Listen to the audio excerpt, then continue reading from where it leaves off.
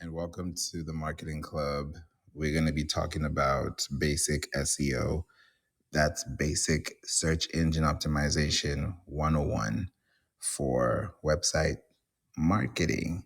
Website marketing is fun, isn't it? It's fun because you can learn a lot of things, grow with a lot of people, gain a lot of knowledge, be in a very good space, and also learn more about what you can do for your community, right? Because there's so many things that you can start to think about when you start creating content online, right? Creating content online is one of the most intense things I can say that people get to do.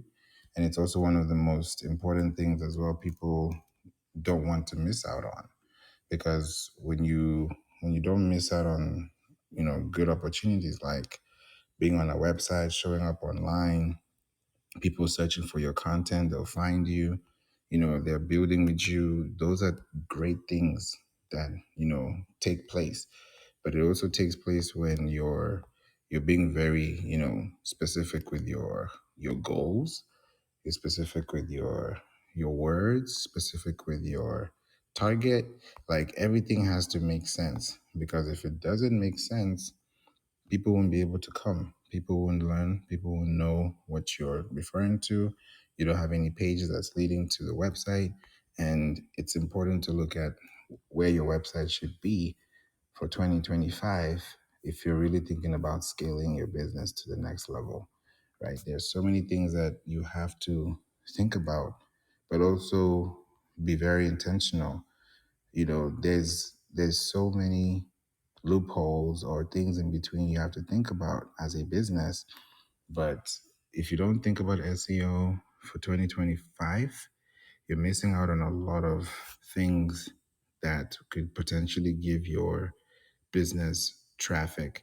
It's good to rank on Google, I say, but it's better to be a thought leader in your industry.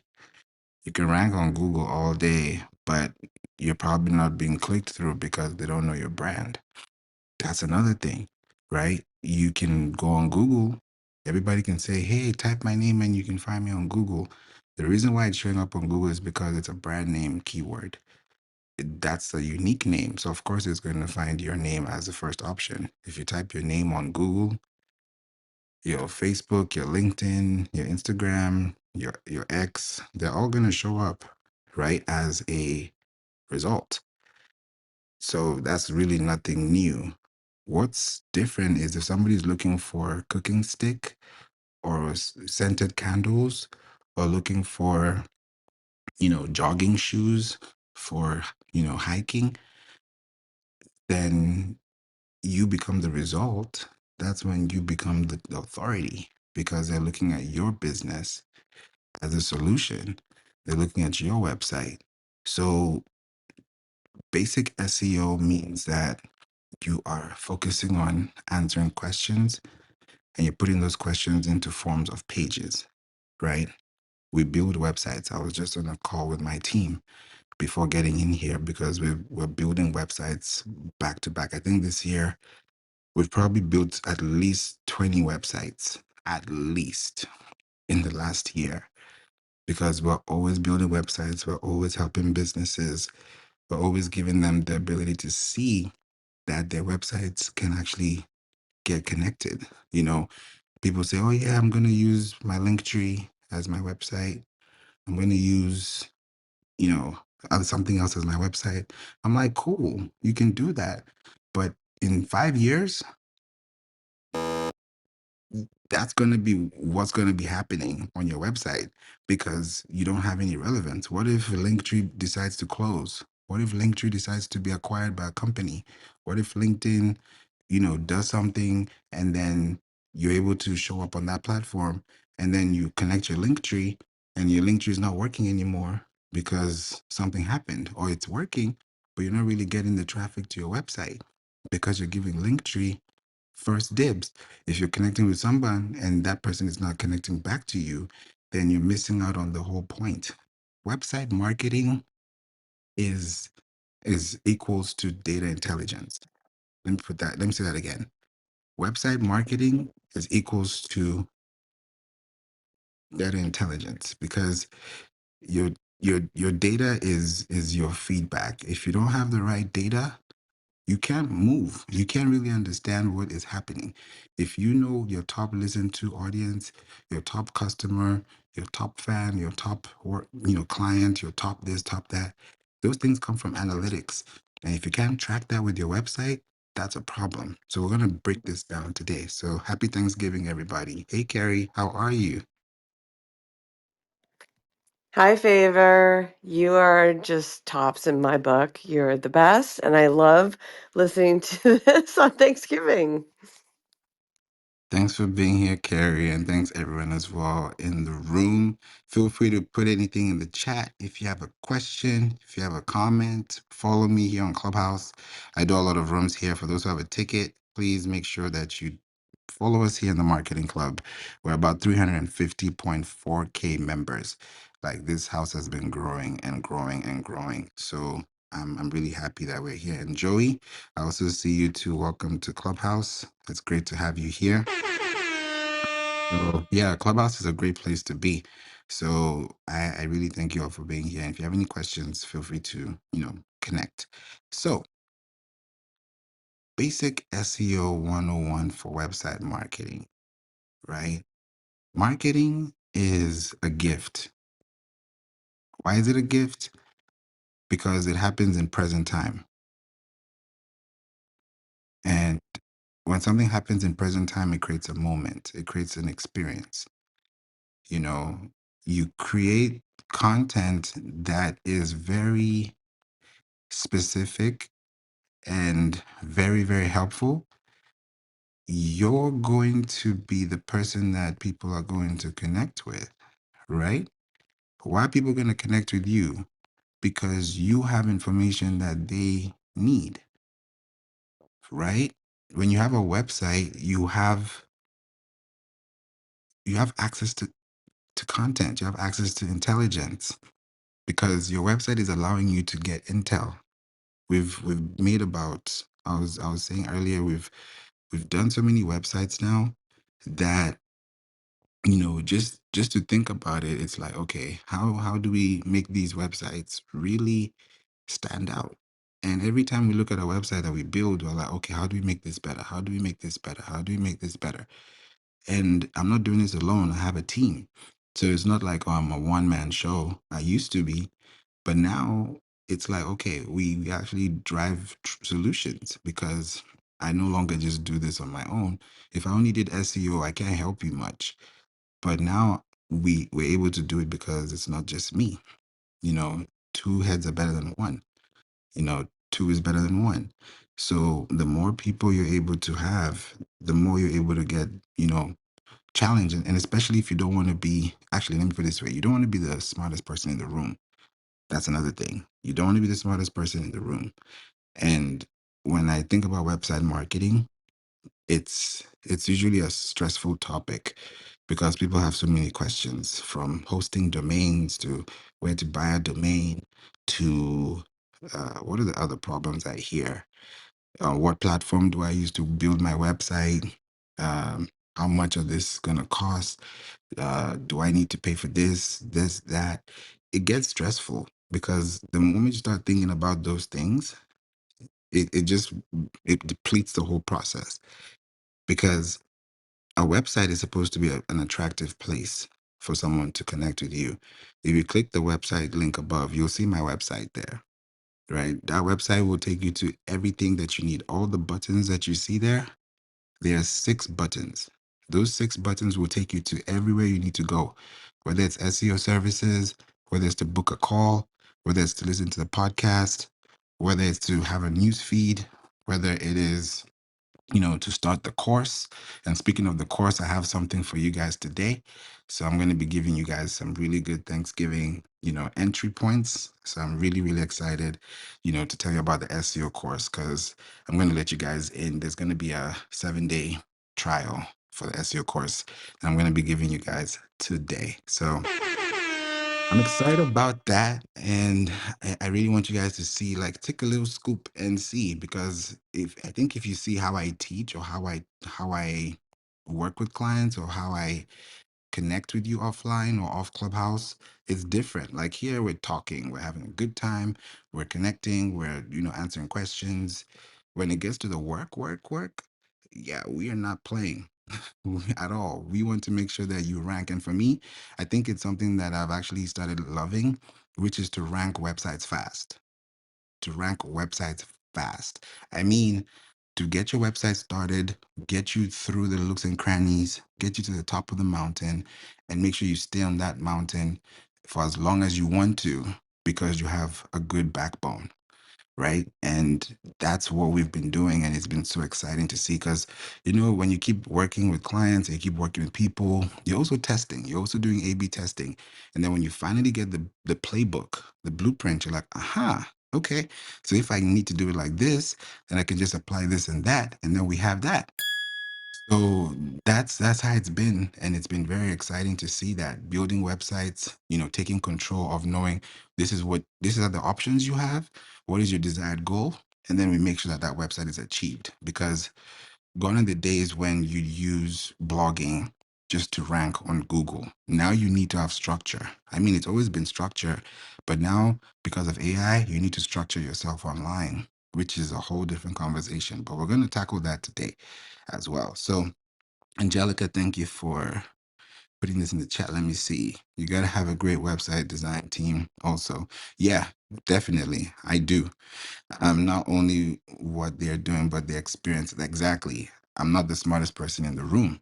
So that's why I told myself, hey, if I'm going to have to scale this company, then we need to do that. And doing six figures, year over year, I realized that to move from 5 to 6, you need to delegate, you need to have a team, you need to build an operating system, and that includes people, that includes connections, that includes time, because now the things I used to do 2 3 years ago, I don't have to do them now, because it's either AI is doing it or somebody on the team is taking care of it. And I'm coming in to approve it. I'm coming in to fact check it. I'm coming in to do strategies. I'm coming in to do statistics, reports. And then that's what I love to do, research. So I'd rather just let you build a website and I can do the research, because in that research, I know what to tackle for your website. So it's not just, oh, we have a beautiful website, click here, the button works. Oh, the logo is too big. Like those things, that's the least of my problem. What I want is to make sure that your website sees the light of day and the lights are on 24/7. That's my goal. And every time we hit that goal within a 3 to 6 month period, it's always beautiful to see. Looking at Google Search Console reports, and people are just getting traffic, traffic, traffic. Like we talked about that time with beads, and we talked about it with accessory jewelry, Carrie. I remember that time we talked about it. And that console is doing a million impressions easy, because of a one article that took off, and that created backlinks that led to magazine, that led to traffic, that led to shopping, and it's a huge thing. So don't underestimate traffic online. Yes, Carrie, we'd love to hear from Okay, you. so Favor, here's the thing. It's about getting in front of people. It's about connecting. And so you're on Clubhouse on Thanksgiving, and Clubhouse is social media, and it is a way to connect and tell people about you. And this is what I've always said, you have to fight for people's time. So when do they have time? On a holiday. So the first Sunday after New Year's Eve is called Dating Sunday, and everyone joins online dating apps. I'm telling you right now, if you're looking for love, go on a dating app today, because people have time. So it's about getting in front of people and connecting. And how do you do that? You go, you use your microphone and speak on a day that you think people aren't listening, but look at, there's a lot of people in the room today. So very cool. Thank you, Carrie. Yeah, I've been noticing that. And it's like, another thing that I'm also believing that is happening is also because of LinkedIn too. I don't know if you knew about, if you heard about LinkedIn and the shift, and it's a big shift, which is exciting. And I think it's also like a good shake. There's Chatter, there's Clubhouse, there's X. So people are also thinking about this time that they joined the app. Because I remember a lot of people joined Clubhouse like around this time. Like I joined Clubhouse, you know, 4 years ago around this time, November 24th. And I remember, like you said, people have time, you know. Empress is here, Canada, what's up? You know, you think about the space you're in and the people you're with and the connections you're having, and everybody's having a good time, right? And you're having a good time because you're actually creating connections. And because you have time, people are here. Just like when COVID happened, everyone had time to sit on the app and sleep through the app, wake up on the app, and work through on the app. People used to do co-working spaces here. I still see them, but it wasn't as intense as it used to be. But people have time. So for me, I'm like, if I'm going to create that time, like you said, I'll do it now, because this relationship we build on Thanksgiving could literally set off the next year because of the intentionality of connecting with people. So that's really why I love this, and I do this passionately because Clubhouse is a good place, and whoever's available is available. It's not about who's here, buy this, take that. It's like, hey, if you're here for the real thing, then if you're really here to make it happen, then you're available to do that too. If not, then we also understand. So it's always great to be here and also have you in the space. Thanks for being here, Carrie. What's up, Empress? How are you? Welcome to space. Thank you. Happy Thanksgiving to all the Americans here. Carrie makes a great point about how people are out of their normal routine, and like a holiday is a great day to um, maybe try something different or set up at a different time than what your audience normally does. But I actually have a similar type of question. I wonder how many people here are American, and I wonder if maybe there's just a lot of non-Americans here. So if you guys want to put in the chat if you're not American, just so we can kind of see, like, is it Americans out of the routine or is it non-Americans? And Carrie, this isn't to undermine what you were saying. This is me being a data nerd and actually like asking questions and wanting to find out. Sorry. Huge. Carrie, what you thinking? And Shakel, you see Shakel's in the UK. You're in Canada. Huh. Guys, put in the chat. We'd love to see this. Yeah, it's a good point. Like, very valid question. I just think Favor doesn't play, and then when Favor opens a room, I don't care when it is, I'm gonna come in. So, Thank you, Carrie. I appreciate that. I really do. I do this just to help people. Like, I'm not here to prove a point or to tell people, hey, do this, do that. Like, this is wrong. I'm just here to communicate. We can talk about it. I can learn from you. You can learn from me. And that's feedback is the best currency for every business. And just like what Empress and Carrie have said, it's true. Because look at the chat. There's UK, there's Nigeria, there's Sri Lanka. I don't see anywhere in the US. I mean, they could be. Some people could be, but it's not as much. It's not as much. So it's like, okay, what are people doing? Are they waking up late? Are they going to grocery store? Are they cooking? What are people doing? Are they chilling? Are they just sitting back? Are they working? Like, what are we doing? Like yesterday, I went for a Friendsgiving to a friend's place, had a good time, and on the way out, I'm gonna post it, but I don't know what I want to say yet. But it was the most random thing ever. This is like, I think it was like Midtown Houston, and we were coming out. Everyone's having a good time, and there was like a little, like, when you look at the other side, you can see the trees, you can see like just into the woods. Now, from nowhere, we saw this white horse that came out of nowhere. It looked like a wild horse. So we were like, what is this horse doing out here? This is like 1 a.m., 2 a.m. in the morning. We were so like completely perplexed. So yeah, a lot of stuff happens. But, just to say this, that, people are doing different things. That happened to me. I said that was the most random thing I ever saw that was not even expected. But you enjoy, things happen, you thank God for the day. You keep it pushing, you keep it going. So you're right. When you look at where we are right now, what are we doing? Are people working? Are people chilling? This is an international app. So it's really a great place to be as well. Shakel, favorite runs, great rooms. That's why I come here. I like the fact that everyone wants to learn. Not everyone is a pro collaboration is key. High key. Yes. Thank you so much for saying that. I appreciate you, Shakel, as well. You know, it's a beautiful thing on Clubhouse to just communicate. And I think why this happens so naturally is because of the podcast, to be honest, because podcasting for me is so like relaxing. It's soothing, it's therapeutic. It's a way you can communicate, you can get your full thought out, you can just say what you need to say. And it's like writing a note to yourself. And people are listening, people are learning, people are gaining something. Like, I don't know what you're going to learn. I don't know what you need. I don't know if you're in business. I don't know if you're in school. I don't know if you're interning. I don't know if I just don't know.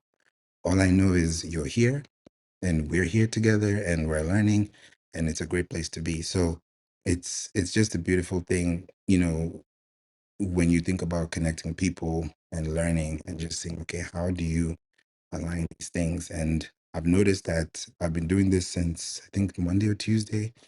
When I put basic SEO 101, a lot of people come to the room. So this is telling me that people want to learn it, but they also don't want all the fluff. They just want to get the right information. They want to get the right detail. They want to get the right update, because there's a lot of things going on there. And that's why I like to bring out information here. If there's something I hear in the news, I'll let you know. Speaking of news, I'm gonna tell you guys something that just happened for Google Search Console. Here we go. So Google Search Console have introduced something called recommendations. Now, not everyone sees this on their Search Console yet because it's still in beta. I've seen it already on some accounts and I've seen what it looks like. Now, recommendations from Google, this is the first time I'm saying this because this just happened, like, I think it was this week. Recommendations from Google means that Google is going to suggest updates or improvements to your website structure based on what you give it. So here's a caveat. If you don't have anything to give, there's nothing you can get. You can't give what you don't have. So for you to get recommendations, just like you can get a LinkedIn recommendation, you can get a referral, you can get a client recommendation. You get recommendations because you earned it, right?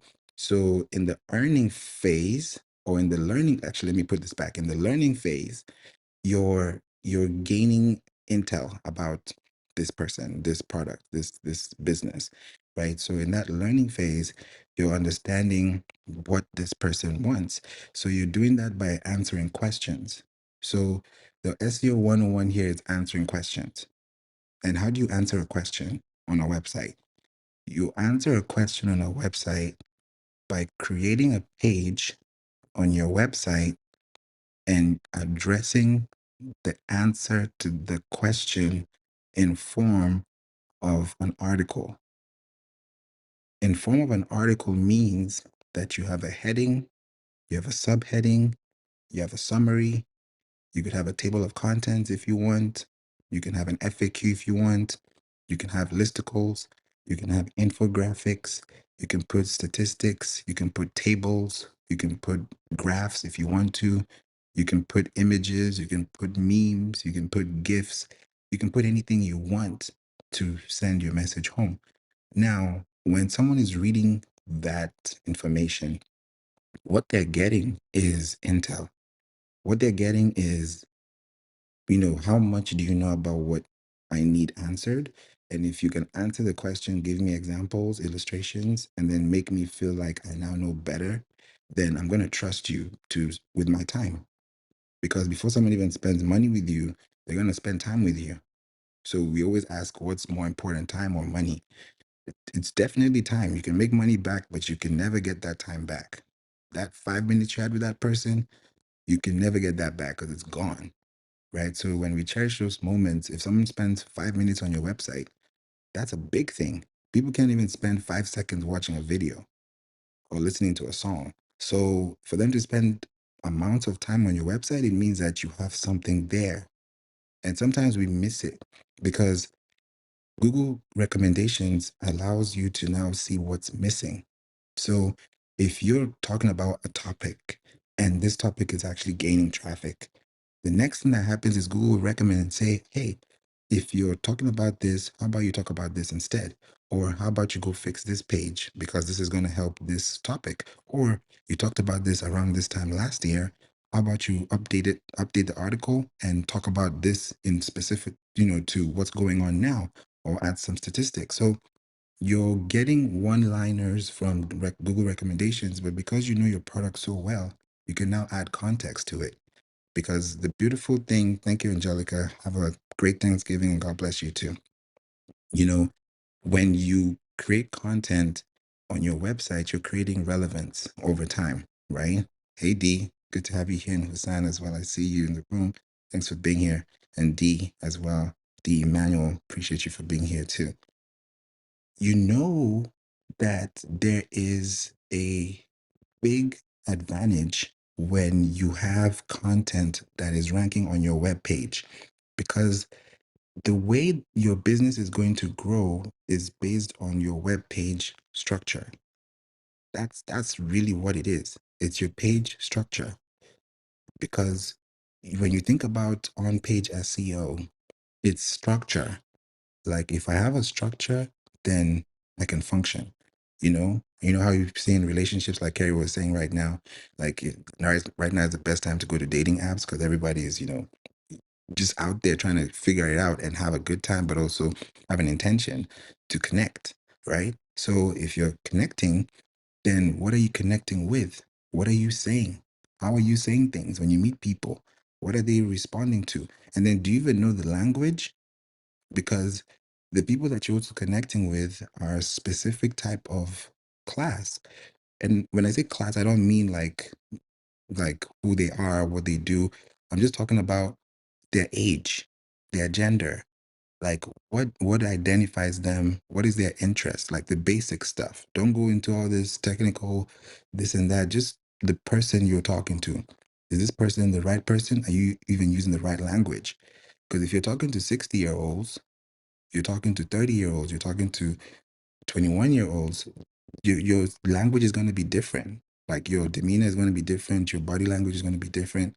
It's going to have a different connotation, right? Because you're addressing a different thing, right? So when you think about that, it's interesting. Like you see, January is the most popular for divorces. I got to hear that too. Um, my lawyer told me that about that one time. He said December and January is like the worst time. Like everybody's just like it's like trying to start over again, and that's why the apps are great. That people are going to dating apps. There's Facebook dating. I knew about that, and I was like, Facebook dating? Yeah, there's a Facebook dating app. People go there. You know, there's Tinder. There's all these other platforms. So you look around, you're like, huh, okay. I'm not on any of them. Just letting you know. By the way, I haven't been on there in a while, in a long. I think since 2020. So it it's like, how do you connect with people? And what are you saying? So if you have a business, if you have a relationship podcast, if you're talking about things, this is the right time to talk about it. Divorce and taxes. That sounds like what? That sounds like two extreme things.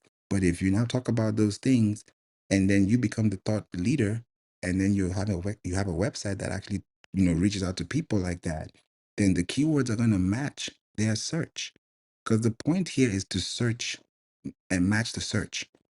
That's the goal, match the search. Because if you're matching the search, then it fits. And if it fits, you're gonna buy it. When you go to when you go to a store and you want to try on this shirt, this dress, this outfit, it looks good on you. You go to the dressing room. If it matches your outfit, if it matches your watch, it fits, it looks good. You actually feel good. You feel like you can breathe. You're gonna get it because you want to feel good, right? So if one thing is wrong with that thing, the color, the pattern, the style, the fabric, the texture, You're not going to buy it because of that one thing. So think about the same thing on your website. How do you express yourself? What kind of examples do you give? Do you give memes that have maybe friends, or maybe, memes that are going way back in time? How do you relate with people? And that changes so much. Empress, would love to hear from you about that point on January. And then I want to hear a point to Carrie when it comes to dating apps. Anyone can go first, whoever is available. Uh, does is it okay if I go before Empress? I just wanted to say this. So Amazon built a whole entire business on click now and you'll have it delivered in 2 hours. So if I mean Tinder should figure this piece out, but it's like think about it. You created a product that you can get immediately. And so the friction, so when I book a podcast guest, I say this is my calendar. Here's the calendar link, because if I have more steps that they have to communicate with me back and forth, they're not going to come on my show. So it's instant, that instant connection, that instant delivery. That's really important. Super important. It's the timing, it changes everything, because it also shows the sensitivity of, what you're creating too. Yeah, okay. Empress, what you thinking? Yeah, just kind of feeding off of what Carrie was talking about with dating. January is the most popular month for divorces. I guess people really take the new year, new me thing to heart, but I think it's also maybe has something to do with maybe over the holidays, um, having spending a lot of time with people you don't like, I guess in that case, and just not wanting to deal with it anymore, plus seasonal depression and all that. But yeah, January is number one month for divorce, and I wonder if like for example, that's one of the reasons why um, January is one of the more popular times for home sales. So people are getting divorced, so they sell their house. So it's just like kind of for me, I like to try to picture like what is the buying occasion for different um, products and services. And for example, like if you're I don't know, I'm using the example of like if you're looking to buy a house, you might get a better deal on a house in January, for example, because people want to get rid of their house. Um, when you're talking about, for example, like um, if people are buying a car, having a baby, getting married, those are buying occasions that people, or getting a promotion at work, those are buying occasions that people normally um, you can anticipate, not just like getting into a car crash or their car dying. This is like that's a specific like occasion where people are likely to get a new car. So it's like thinking about what your product or service is and what the buying occasion is and how you can change your approach or change the way that you approach the market um, in terms of your advertising around those times of year, so that because it doesn't necessarily have to fall with like calendar holidays, like your service might have nothing to do with Valentine's Day, for example, but or your product, but depending on what the item is or what your service is, figuring out what those buying occasions are, I think helps a lot of planning your marketing and how you choose to change your messaging depending on the time of year. I love that. You're so right. There's so much when somebody is looking at your product and they're like, okay, is it time to get it today? Is it time to get it now? Should I wait? Should I not wait?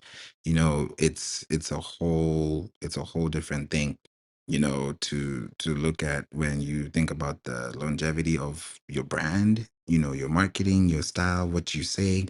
Because if this happens every year, there's some things that you say every year that changes. Some people know, okay, this year something's going to happen, because it happens every other year. So it's also getting to know, like, where do people want to spend their time the most? Like, a lot of people are going to be at the gym in January. A lot of people are going to be at Planet Fatness. I just thought about that when I thought about the gym. But, I'll you be know, there. Actually, it was open till noon today. I didn't go because actually, this is crazy favor. I was going to meet a friend that I met on Clubhouse who came on my show and I got in a insane car accident. It wasn't my fault, and I don't have a car, and I'm supposed to stay home today because I have to rest.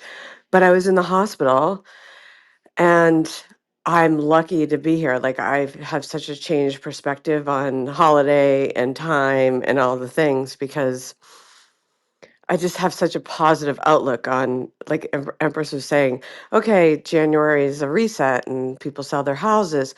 You know what? The way I look at it, like that car I didn't need anymore, that jacket I didn't need anymore, that house, that boyfriend, whatever. I just feel like you can't bring new things into your life or good things into your life until you let go of what wasn't for you in the first place. So, and I love to spend my time in Planet Fitness. Oh my God, Carrie. Oh, w- w- I don't even want to think about what. No, no way. You know, I'm speechless. Yeah, I am too. I mean, it was the a driver blew through a stop sign in the rain and the dark and went through the back driver's side of my car. And if I was a few seconds slower, would have gone through the driver's side. I mean, I just I mean, I can't even believe it. But that had to happen as like, I mean, I have 100 guardian angels who drink on the job who are underpaid and pissed off protecting me at this point, but I'm supposed to be here. Yeah, you still have a lot to do, and God's not done. He's not done with you. When it's time, it's time. It's not yet time. And he controls the time and season. So that's why when you have that confidence, that faith, that belief, it just sets you apart because even though we walk around and do things, we also have to know that we are surrounded by angels, right? We don't think about it, but we do. We have. It's just that it's not visible to us, so it's invisible to us when we think about it. But in reality, it's really happening. So this is a huge miracle, Carrie, and wow, I'm so glad you're here. I'm grateful for you. Giving you flowers. You do so much for communities, and just connecting with you. And God willing, also in February, get to see you in Chicago for Creative Con, again, after a year. So you just think about like where life goes and where time goes too. There's so much you think about the things that we're doing right now. Like, does it really matter? Yeah, SEO, SEO, SEO, but like, think about the longevity, the lifespan, and what we're really here for. Like, we're not just here to test stuff. We're here to make things happen, and this is one of the reasons why we keep going because we never know. All these replays and all these things. One day, someone's going to listen to them. Someone's going to listen to episode 10 years from now and learn something. So it's those seeds that you plant now because you never know when it will germinate, and the day it does, you wouldn't know. Like the day you go viral, you wouldn't expect it, but you were planned and you were ready for it because you've been preparing all along. So it's so good to hear that you're here with us as well, Carrie. This is so good.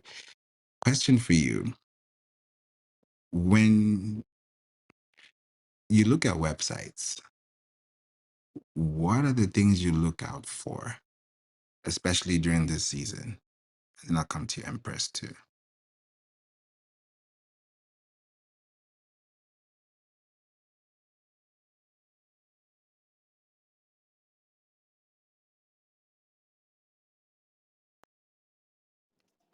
You just dropped off, Favor. Oh, I was asking you a question. Sorry. When you look at a website, what do you look out for? Like, what are the things that stand out to you just on first look? And also put it in the chat too if you have any, responses. We'd love to see. I'm heading somewhere with this question. I mean, I think it's like what John J. Wiley would say, like, do they punch you in the face? Like, what do they do to connect and like speak to your heart and speak to your eyes and speak to your soul? Like, what do they do as far as the hook? Okay. Yeah, that hook is important. It's like the words that people are reading. Okay. And Press also says the user experience. Okay, tell us more. I might be broken because I'm a marketer, so that could be a very um, specific answer. But no, I look at how easy it is to navigate the website, and if I get irritated, I'm gone. Yeah. Yeah. That, and people have just a few seconds before, they leave. And for me, I know exactly what you mean. It's like there has to be a flow. Somebody has to see something, they have to connect, they have to learn. And then if there's something for them to fill in, they can do that easily because it also invites them in. It's a website. People say they don't like pop-ups, but I've realized, like marketing wise, pop-ups generate more traffic and ultimately more leads, which leads to more data that you can have for your business as opposed to just having, a website without a pop-up of any kind. People say that it's annoying, but marketing is annoying. Let me put it like that. It's annoying because people are always saying, "Oh, market, market, market." Yeah, but if you don't advertise, if you don't market, how are you going to expect your brand to make sales? Because there has to be something that they have to remember. So you have to create those moments. And those moments require, a lot of experience. So if they're coming to your website, they're coming to your website because they want to learn something about you. Not just because you have a website, it's because they want to see what your website can do. So creating a website is one thing, right? But applying SEO is another thing too. The UX is great, user experience is great, the functionality is great. If there's no SEO behind it, and let me say it like this: anytime you hear me say SEO, or like when I talk about you need to have SEO done, most times I'm not referring to keywords and pages and domains. Those are things that are very essential. I'm referring to structure and schema. Structure and schema. If I don't see that, then I know there's something that we need to check. Schema. What is schema? Schema is a version of, I want to make this very simple. Schema is like data points or data structure points that allow your website. I want to give you like a very basic example of this, that give your website a glimpse to, I'm being very careful, give a glimpse to Google or the search algorithms about what your business is about or what that page is about. For example, if you have an FAQ schema, right? Let's say you have FAQs on your website. Now you can have your FAQs. Thanks, Shakel, and welcome, Eman. You can have FAQ on your website and just have it in heading 3, heading 4, heading 3, heading 4, heading 3, heading 4, or just do heading 3 and then heading 4 and then paragraph, heading 4, paragraph, heading 4, paragraph, right? That's just a normal way of doing it on the page. But you take those same questions and then you go to the back of the website and add schema. So you add structure, meaning that, yes, this website has an FAQ page that I can read, and yes, of course, the algorithm, the bots can read it, but structure wise, if that same FAQ is within a schema markup, when you think about markup prices, markup language, markup means the price is up. That means that the value is up. The asset has increased and it's increased in value. So when it's increasing in value, it means that now you're not just talking, you actually have structure to back it up. You have content to back it up and you have information to back it up. And the best thing is, if those details have price tags, currency, like let's say it has like a dollar tag or it has, those kind of things, it changes. And when you have those FAQ pages, I'm just giving you an example. If you have food recipes, it's also an example of, rich snippets. So when you have those snippets, they are previews, like trailers. And then on if you look at your website on Google and you see that you just don't have one link, but you see like a line, a divider, then you see another link, and another divider, another link, or you see FAQs and you see them like right below your your your your blog, then it actually shows like, okay, this structure here. And then you show up more because you have more to offer. So when you have more to offer, you become the most trusted, you become the most wanted, you become the most, respected. So that, and then of course, that domain authority just gives you leverage over time because you're getting super traffic, especially if it's a topic that people don't talk about, that is of interest to the community that you serve. So don't just look at a keyword and think this keyword is just oversaturated. Look in between and find out what are the 3 to 5 words that I can say that really specifically focus on giving value and structure that eventually would give me value and feedback, which in turn allows me to create data points for service. So if I create more service for people, I'm giving you more intel. So that page gives you more access, and then that schema becomes the thing that people connect with. Every person that you see on Google that has a Google page, right? Every single person that has a Google page, let's say it's a Google web page, there's an author. If you write a LinkedIn newsletter, you're the author. If you write an article, there's an author. That author is schema. So if if you have a website and your name is the name of that article author, like you're the author of the book, right? Which means you're also the author of the page, the web page. When you're the author of those web pages, then you become relevant because those pages now lead back to your name. So semantically, you're getting structure, and that schema is giving you a markup. And that language is now being transferred, however you want to put it. It's being given into a search engine that people can actually connect with you. And then in turn, you get traffic and then you get leads. And that leads to more traffic and that leads to more connections as well. Go ahead, Carrie, and welcome John and Johan. So I don't know schema and I can't talk technically about engagement and all the things that you're talking about and touch points. But I will say I do know how to connect in person. I do know how to connect with my clients. And I was going to write a Newsbreak article today about the value of a Christmas card or a holiday card because it looks pretty. It has heavyweight paper. It keeps you up to like it works as a newsletter. This is where our family's at. There's a lot of value to a handwritten sympathy note or a holiday card or a card in general because it's different than an email. It's different than a social media post.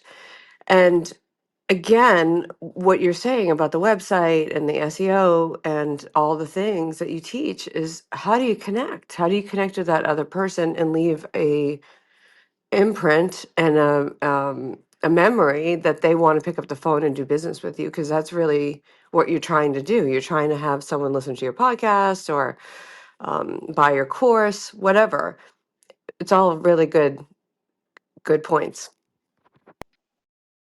Thank you, Carrie. Yeah, there's a study that I've just been researching on lately, and it's like people are tired of learning more. I don't know if this makes sense. They want to learn more, but they're tired of it because when you see learn more, it means that you require more of my time. So when you see a button that says learn more on, let's say you're running an ad or you have an email, it says learn more. Someone can click on it to learn more, yes. But if the call to action changes, as instead of it being a call to action, it's a call to response or a call to value, then it changes. Instead of saying read more or learn more, you can change it to say find out these steps or start tracking or connect the dots. Then people start seeing things differently because when we start using our words more in expansion, it changes. Like on Pinterest, before they used to just have learn more, sign up, book now. Like they sound very generic. People want to see different things like get showtime.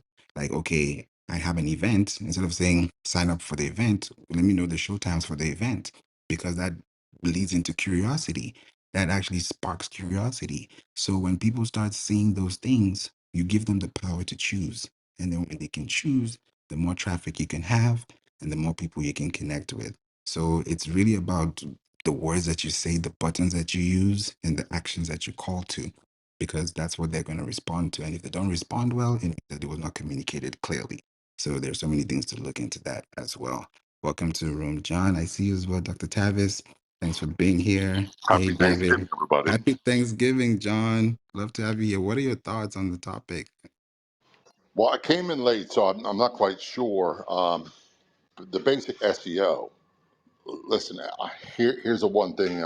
Nothing is paid off for me like SEO in the podcast world. And when I say this, podcasts, books, life coach, whatever it is, SEO is extremely important. And if you're putting up the content already, might as well go into titles and keywords and all that stuff and see what happens. Learn the basics, and then as you get further along, you can always hire someone to do other stuff. If you're totally clueless, then hire someone. So one of the things that Favour knows that I've been doing, I've been focusing on backlinks a lot with high domain authority. So I just got a pending approval for IMDb page, which has a good domain authority, and Wikipedia. Hopefully that'll be available next week or the week later.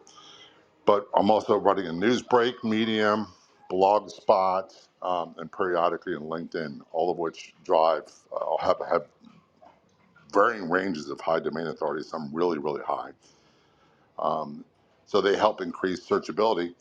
And they also can expose more people to your content. So yeah, I'm a big believer in what Favor talks about. Thank you, man. Thank you so much, John. I appreciate that.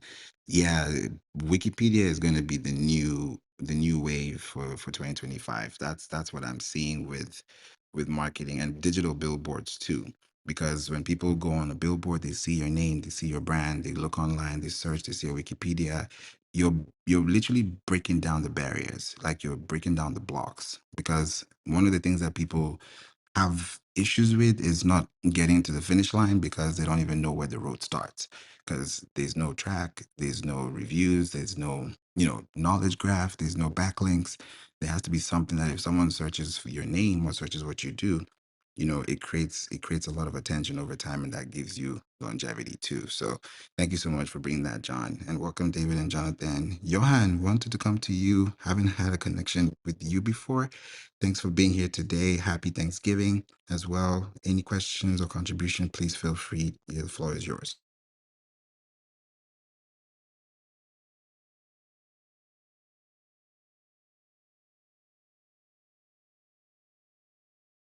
Johan going once, Johan going twice.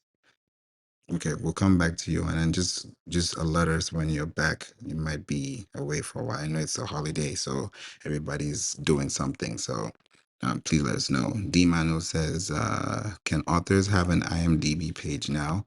John, would you like to respond to that before I give my response? Yeah, my response is I don't know. And here's so if podcasts can do it and movies can do it, if television shows can do it, I'd give it a try and see what happens. Right now, the process is a little bit cumbersome. Figuring out what they want took me about 30, 40 minutes, and then trying to configure and build your page takes a while too. So, the short answer is I don't know about book authors. But if you are a book author and you appeared on podcasts, yeah, why not? Yeah, I would say that too, because if you think about yourself as an author, then you also potentially could have an Audible. I'm not saying you do, you could have one, it's possible. And that also brings in audio. So, and that brings in Amazon. Go ahead, I Kerry. know everything about IMDb, and I've been saying this for years on Clubhouse. My everything changed for me when I had an IMDb page created by my friend Ben Courier, who knows how to do it. It's complicated, but he knows how to do it, and you can hire him to do it for short money. And then he links all the different celebrities and all the different people who appear on my show to their page. But what happened when I got that page, I became like number one as far as ranking on. So if you went and Googled Shot at Love, it came right up. I was not even discoverable or able to be found on Google. And the minute I got IMDb page, I was ahead of like Hallmark. It was crazy. And I'm not as good, Uncle John, as you, but I will say I think You're this pretty darn Wikipedia. good, Gary. Give yourself some credit. I can't high kick like you. Well, you just need to stretch out more. Go to Planet Fitness. Um, but I'm just saying, I think this Wikipedia and IMDb is linked. Like that same person figured out the two, and I think my friend Ben is going to figure out the Wikipedia piece because I've been watching the Wikipedia piece for a long time because I photograph a lot of celebrities and I have a lot of friends that they haven't done more special things to me and they have a page instantly. So there's something to it. Yeah, the only Shot of Love I see is an American reality TV dating game show. I mean, there are probably others, but when you type in Shot of Love, you see that, and then they have their IMDb connected. So when I'm looking at this, because it's a TV show, it's coming from MTV. So if they're putting MTV as the structure, that's why when you look at their shows, you can see episode 1, 2, 3, and then you see another one that's Double Shot at Love. That's a 2019 TV series. Then you see Paramount. Then you see Reddit. And I only typed in Shot at Love. So what I'm looking at now for Check you, out her go, as go ahead. Favorite. Check her out as Carrie Brett, and it shows her up as producer for Shot at Love podcast series. Okay, let me do that now. So okay, I have to probably switch the search because I typed in Carrie Brett and then Shot at Love. So when I do Carrie Brett Shot at Love, I see Apple, Instagram, Buzzsprout, Spotify. Do I need to search for something Go specific to? go to imdb.com. I'm not sure if you're doing a Google search and just type in Carrie Brett there, and I Oh, believe that's she why. is the third one down. Don't put Shot at Love in there. And I think Carrie and I have talked about this. The at sign, while it's great for trademark purposes, I think it screws up searchability. I know it does with Apple Podcasts, but check out Carrie Brett, and I think she's the second one down. Oh, there it is. It's the one with the at sign, right? That's correct. Carrie Brett, Shot Yeah. at Love. Yeah, Carrie, tell them all about it. Got it. Let's go, Carrie. Yeah, I mean, I couldn't figure it out. My friend Ben, who's amazing, he's really talented. He was it's like the top Microsoft guru person. He educates people. I just pinged him in the room. Um and he helped me with that. And we were gonna do a Clubhouse room and have him like sell the services inexpensively to get you an IMDb page because I think there's huge value. It's just another way to get in front of people because how else a show like mine gonna get on IMDb? It's really cool. This is really good. I found your IMDb, and I always do this whenever I'm doing research. I went all the way to the bottom, and I saw your website. Is it currently active, or is it yet to be republished?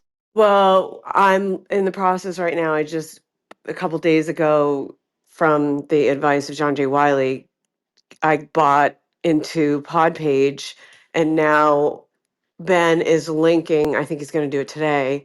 He's going to link my old shotatlove.co site with Podpage so that we can merge a blog and my downloads of my episodes. Hey, Carrie. Oh, hi Ben. Hi Ben. Ben, tell What's up, Ben? Long time no see, man. Ben. Where you Ben. This is been? probably my first time on the app in like a year. You been So hiding under a rock or something? What's going on, man? I've been under like 7 rocks. Okay, Ben, this is your moment. So I told them all that how you're a Microsoft guru and the most brilliant person other than Favor or John J. Wiley. Um, Tell them about the services that you offer with IMDb and why it's a game changer as far as Google and SEO and search ability. No pressure, Ben, but give up the Oh, beans right I'm now. not. I don't feel any pressure these days. I don't really mind either way. I'm gonna put in the search, or in our text chat something that if you want to Google, you're welcome to do so. And I should be the first result, and the reason is because of IMDb primarily. But if you look up world's number one failure guy, the AI will even answer me. The AI summary at the top, or whatever. But I should be the answer for mostly all the front page.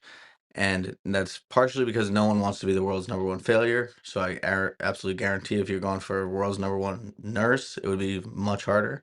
But the point was to figure out some sort of SEO thing that I was going to have as a goal for my podcast, which is all about failure. And I'm the self-proclaimed world's number one failure. So IMDb is hugely trusted in terms of page authority and also just in general the information that you find there. And that the reason that they're trusted so much is because it's a gigantic pain in the ass to get anything on there. But anybody who has a podcast, you absolutely can get your podcast on IMDb. It just is a huge pain, and I had to suffer through figuring out how to get it on there for a while. I did make like a how-to guide that I had and posted on a website at one point, but I didn't pay the domain fee, so that's gone at some point. And also, nobody ever really followed the advice because it's just such a pain. And so, what I would say is whether it's me or I don't know anybody else who does it, it's worthwhile to think about getting your IMDb, your podcast on IMDb because not only can you have a page for each. Actually, here I'll link to my IMDb page so you can see what kind of stuff is on it. But you can have per episode like pages. So there's a page for each episode. It'll include your guest as a person on IMDb. So if they're not on IMDb, you can create them on IMDb basically. But I've had a couple of guests like Carol Baskin and William Hung who have their own IMDb already. But if you went and checked their IMDb in their self category, you'd see me listed underneath it. So here's my IMDb page. But what the great thing is that when you add an episode, like I have like 92 episodes, so every time I add one, I can create links that are part of the episode page in IMDb. So it's a link that they have been given by you, but it'll go to like my Spotify episode of it or my whatever episode of it. And then I can also put in my guest's website. So if they have a training website or whatever the thing is that they're promoting, I can also put those in as links. And over time, a lot of these things that you put in there in terms of links and words and stuff like that. So like my synopsis at the top says world's number one failure or whatever it is. So when Google goes to index a lot of that stuff, IMDb has like a 95 or more page authority. So Google loves that anything they're saying there. So if you get your your podcast on IMDb, a lot of the things that you do related to SEO and whatnot that you might have on your own personal site will be heavily benefited by the fact that you're doing it on IMDb. So you'll rise up higher in the rankings. And not only that, the personal website you have or whatever other things that reference it will also go higher up because they're being linked by IMDb. So I'm going to shut up because I feel like I just rambled for a while, but happy to answer any questions. So Ben, what's the holiday promotion today that you're offering that people can hire you to do this because it's So amazing? I just woke up a little bit ago. Carrie told me nothing about this. So let's just say 50% off today for the holiday. I love this, but I love how you could link my podcast to Lenny Clark or Chris Cooper, and they're really high ranking on Yep. I And like it, Chris it Cooper. One helps of with that social validation. Like, so if someone, if you can point to IMDb and I'll only say, hey, go check out Chris Cooper's page. If you look under his self, you'll see me as one of the only podcasts. And just so you know, nobody's really doing this. I've told so many people nobody does it because it's a pain in the ass, but also people who should do it and I haven't talked to, like many podcasts are not on IMDb, and I don't think people know you can do it. And not only that, but you can control the data that you put in there. Plus, you can give credit to people. You can make somebody your executive producer or a writer or a editor or whatever. You can give them all actual credit in real life because they did the stuff. It's what I'm I'd like talking to about. I'd like to chime in Hey, here if David. I may. Um, And I want to point out that I don't know Ben and I don't know Kerry, but I want to include offer people that the idea of doubling down on getting into IMDb is a key thing. And if you have a podcast, do it. Hire Ben. Get. I mean, again, I don't know Ben. First time seeing this guy, meeting this guy. But if he knows how Pleasure to to do meet you, by the this, way. do it. Okay.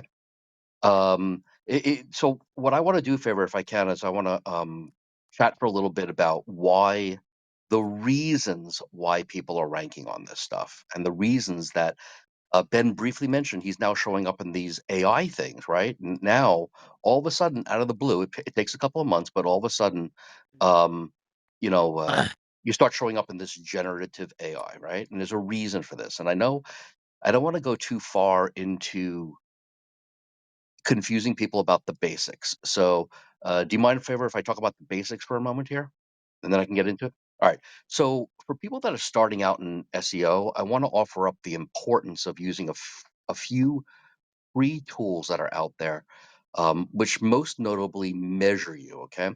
Because without some kind of quantitative notion about how you are performing, you can't see if you're improving, okay? And these are like I tell people I do SEO for a living.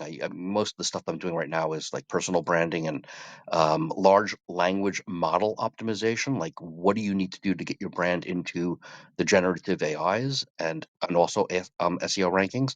But the bottom line is for people who are starting out, get yourself signed up on Google Search Console, free. Get yourself signed up on Bing Webmaster Tools, free.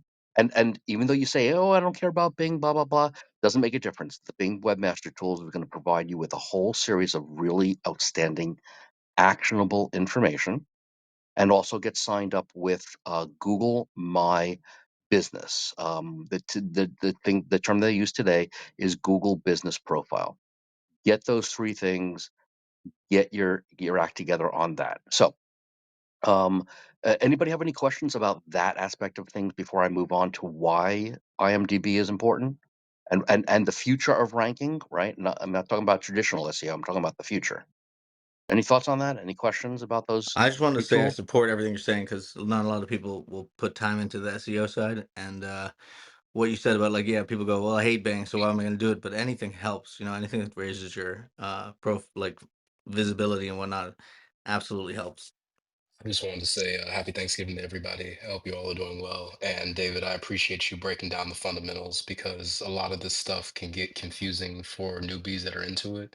And if you don't focus on the measurement, you can't evaluate your execution. So really shout out to you for just going back to the basics and been awesome with what you, because you pretty much just gave a $1 million masterclass with regards to leveraging other domains to drive traffic to your assets to grow organically. So that was fire, absolutely fire. I'm just sitting here listening. Awesome stuff.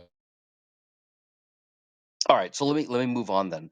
So let's talk about how. So back in June, there was a massive, massive data leak that came out of how Google ranks sites. Okay, and I do not suggest you try to read it. Okay, it's. I mean, it took me a couple of months to consume this stuff, but you can read some decent summaries. Especially, there's a great summary on search engine journal.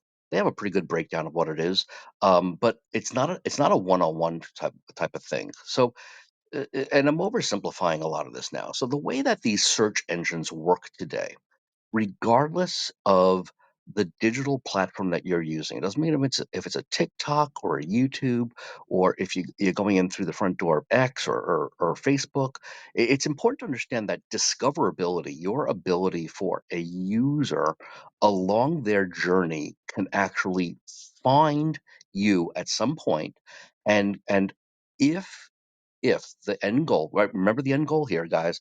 The end goal here is to get the followers, is to collect the leads, is to secure your transactions, right? And that's the end goal in the end, right? Um, so these search engines now, regardless if you don't consider TikTok to be a search engine, because it is, it's discoverability, they pay attention to what is search intent. Okay, and the search intent, there's 4 different types of search intent, that the way they work.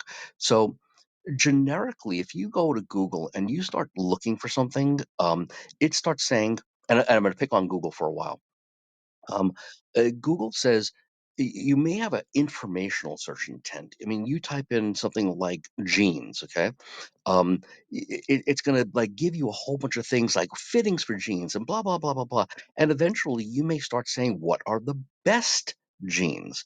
And at this point, it's now moved into a search intent called commercial search intent. Oh, by the way, just to give you the high level here, search intent is informational, commercial, navigational, or transactional. All right. Informational, you're looking for very big, high level information. Commercial is now somebody has narrowed down, they're typing in best of, top 5 of, things along those lines. And then you start moving into transactional. And interestingly enough, transactional, Google is going to try its darndest to give you information that is hyper specific to you, what it knows about you, where you're coming from, yada yada. So, you know what? Let me give you a great example of this with jeans. It was interesting because my my nephew, I typed in jeans, and I typed, and the results that started coming up for me were like Dockers and Levi's and stuff like that, based on my age, right? And but when he types it in, he's getting torn jeans, right? He's getting brands that are hyper specific to him. So why is that? What's going down here? It's all about search intent. So if you can understand a little bit about Google, may never give you a click. That's the new world of SEO. It's called zero clicks. Who cares in the end that Google puts you into the generative AI that you don't get the click in the end? It's a zero click world we're living in, because they may put, right? Think about this nowadays. The zero position on Google is generative AI. The second position on Google is your shopping carousel. It is people also asked types of things. You guys have seen this kind of stuff on the Google search.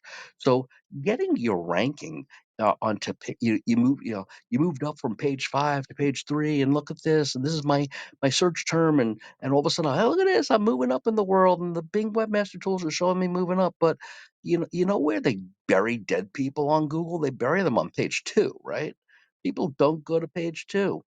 Um, so, everyone understand search intent? Any questions about that before I wax poetically on how Google I works did have and a why question. IMDb? Yeah, go with it. So I put in the chat if anybody can just the thing I Google world's number one failure guide just to see if I show up, because what you mentioned about like you showing up different results with your son or whatever I thought was interesting. But also I put in, you were talking about top 5 best of, be more a different type because of the number one aspect in it. So you kind of got cut off for me, but when I search world's number one failure guide, you pop up for the AI placement as well as the featured Awesome. within that at the same time. And David, to your point, I mean, it's one of the reasons why I don't make content right now, because everyone's just giving a masterclass, absolute masterclass.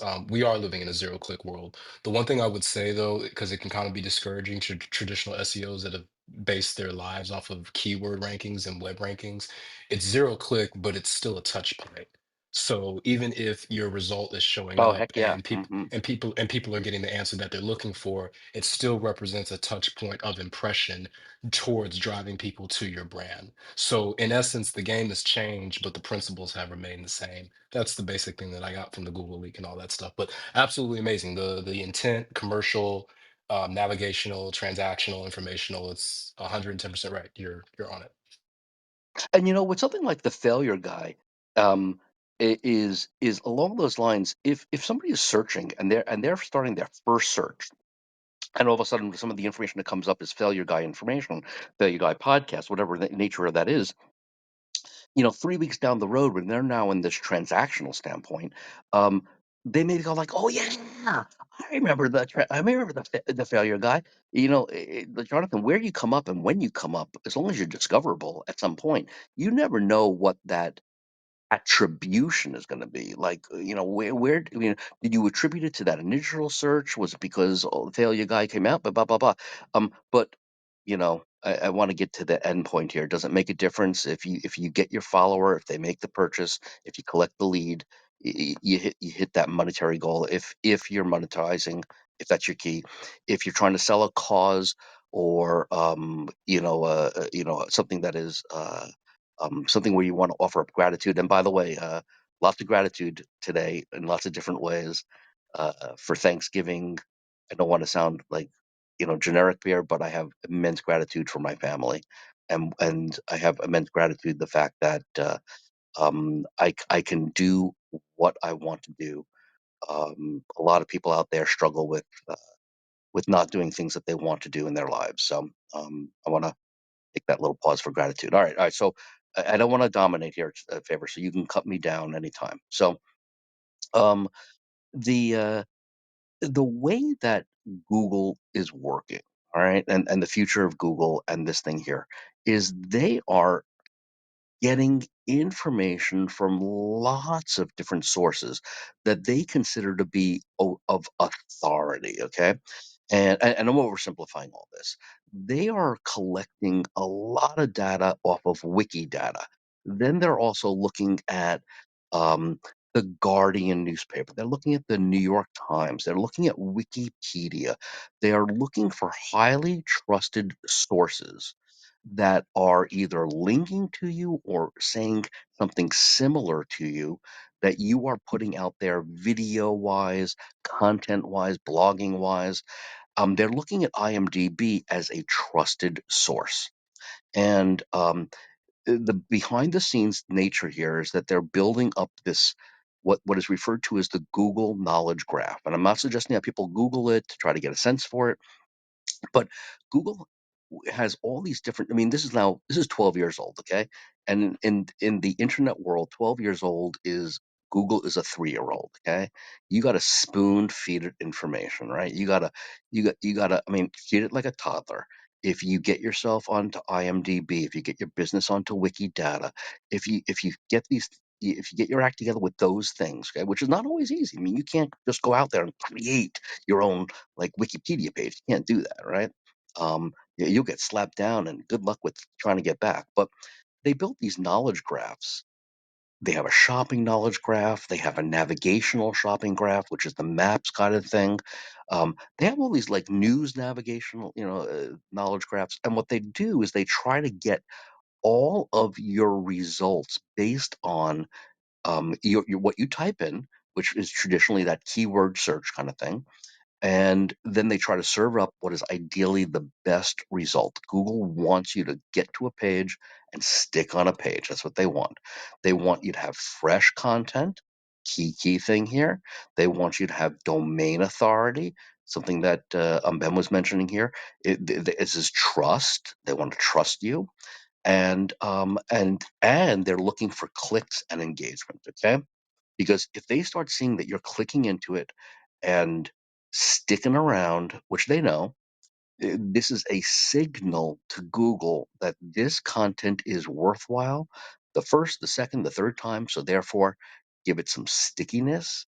If again, I'm sorry to repeat myself, a little bit of content freshness, generating unique content.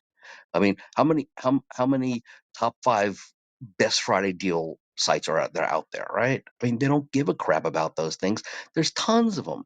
But if there happens to be one that talks about your Sony ZV-E10 camera and the features on it that are actionable, and it has some fresh data on it that not a lot of sites have on it, they're going to put you right into the first position. And the Google Knowledge Graph is going to collect that information the next time that there ends up being that AI search at the top.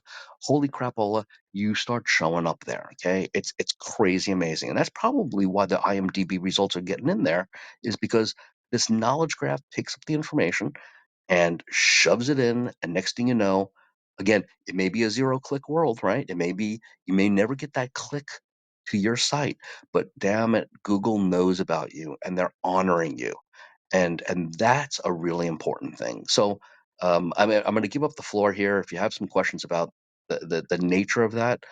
I'm not talking about technical SEO, right? I mean, we can get into keywords and anchor text and internal links. We can get into the EEAT signals, like how do you prove authority to Google, and these types of things. Oh, and by the way, as an aside, if you get into the Google Knowledge Graph, your likelihood of getting a Google Knowledge panel increases to a unbelievable degree. And those are on the right hand side when you type in somebody's name, and all of a sudden it says this person is an author, this person is blah blah blah, this person is a podcaster. Man, that is gold, man. In the stuff that I'm doing now, we're trying to get individual brands onto Google. It's crazy town, man. You all of a sudden get those clicks. I mean, you're not going to get the Tom Cruise kind of knowledge panel, but it's build this stuff. It's a slow burn. It's a long-term plan for anybody. All right. So, all right. I'm giving it up here, man. I've been talking for a bit. I'm glad I'm not the only one talking about it. Go ahead, Carrie. Thank you, David. Okay, so as far as SEO and people who have figured it out, Favor for sure, Uncle John J. Wiley. John, tell Ben why I should purchase not the pro, but like the elite because of Yoast, or I don't even know, on Podpage. Yoast SEO tools, while they're not the only game in town, can make a huge difference in your searchability. And I started really paying attention to search quite a long time ago, but about February of 2023, they didn't offer the elite plan yet. They offered that about a year ago. So once I started doing that, uh, not just for the Yoast SEO tools for the podcast episodes, but also blog articles that I put up, and I started getting 19 and 19, it started making a huge difference on overall search and downloads. So while it's not the only game in town, for the difference in price, I think between a pro and the elite, it can make a huge difference. Especially if you're not like me, you're not a super techie kind of person. It makes it really easy to fix and get high ranks on everything. Go ahead, It's interesting. David. Favor typed a little bit about here how David's about to slam Yoast SEO. So I'm going to do a quick slam on Yoast SEO and rank math. But I want to point out to everybody in the house here, if you don't have an SEO plugin, I don't care if it's rank math or Yoast, Slim SEO, SEO framework. If you don't have something on there, you are missing out. Bottom line, pick one, go with it, own it, install it. If it's Yoast, God bless you. Get it on there, Hey, okay? Um, so but sorry, I yeah, had go one for quick it. question. Hey, John, do you mind if I put a link in the chat to my IMDb thing to how to submit your podcast? I don't mind if you don't Yeah, want me to, go but right ahead. okay, I think thanks. that's an awesome idea. And by the way, mine is showing up in Google under IMDb now, and it's another place. So again, before David takes over, it's about the backlinks, and a high domain authority means everything in the world to me right now, even more so than discoverability and searchability. Yep, but just so everyone's clear, I'm putting the link in. It says it's $1,000. It won't be, but this is just the one that I have currently up. I'll create a different one with a deal on it if anyone's interested. So let me know. And that's why the strategy of IDMB is so powerful, because you're leveraging a domain that already has high authority and directing it to other assets that you can pretty much leverage from that sort of scenario. That's a great strategy, to be honest with you, because the problem is it's not easy starting ground zero when it comes to SEO in 2024 going into 2025. You have to be more strategic with regards to building authority as a pillar within your own domain, and then directing to other assets and other domains that tie into what you actually do. So the IDMB strategy, that's a that's a masterclass that you just gave for free. So shout out to you for that. Definitely, John. We should do a podcast pros room with Ben because I guess I didn't pitch it the right way, or people didn't understand the value of it, but it really is a game changer. And I agree. Favor and I did one about Wikipedia and IMDb the other day. I think it's a tool that's really underutilized. And let's be honest, a lot of people you talk to, You can tell them this, and they're not going to follow through. We did the Wikipedia, and you know how many replies I got? Favor 3, actually 2 people that wanted to do the Wikipedia. Kerry makes 3. So um, when it involves work or involves spending a little bit of money or the combination of two, that X's out most people. But I believe in giving the information to those who want it so they can get the leg up that they need. That is so true. You know, I've just been sitting back listening because these things are so important. And I also don't want us to get this confused. This is something, even though you're getting into IMDb, Wikipedia, getting into all these platforms, think about your website.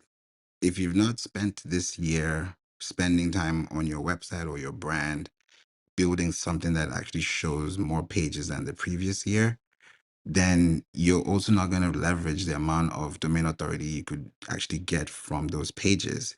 If you consider just looking at it from a perspective of getting data from high authoritative sites and then pointing them back to your website. Because on your Google Search Console, like David said, under the link section on the left side, you're going to see external links, internal links, you're going to see anchor text. Those things you're going to see there are going to come from your podcast, from your blog, especially if you have a podcast.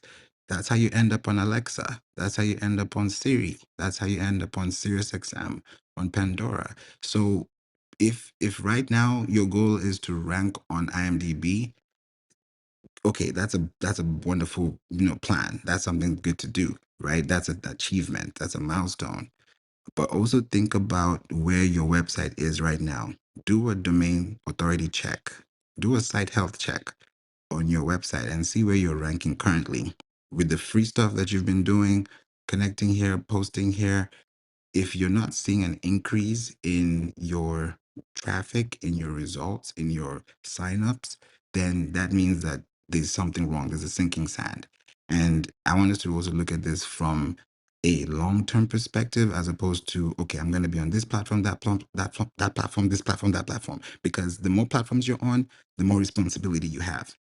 That's already a thing. And you have to keep updating them, which is a great thing. How I talked about Joe Rogan and Alexander Cooper, they're the top two, podcasts, great people out there.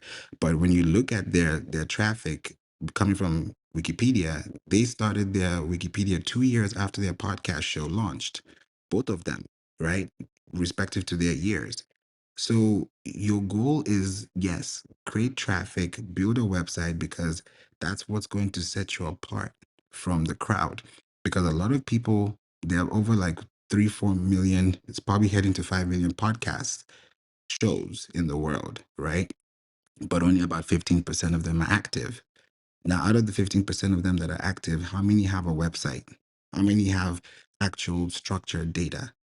Not a lot of them, right? So I don't want us to miss this point and figure out all these things without figuring out the foundation, because it's going to get very shiny with all the objects around, and then you're going to lose the focus and then lose the vision. So look at all these things. David talked about Yoast SEO and Slim SEO. Those are things that we talk about every day. But if it's working, if it ain't broke, why fix it? Right? Like, focus on the goal, which is to deliver information. If it's through a podcast, if it's through your website, do it considering the people that you're connecting with. And then from there, you can now get on these other sites and actually enjoy that domain authority, because it's not going anywhere, right? It's a matter of timing. One blog, one page on your website has the ability to last 24 months on the web. That's a half life. So every time you refresh, you re-index, you re-upload, you republish your page on your website, you're refreshing the algorithm.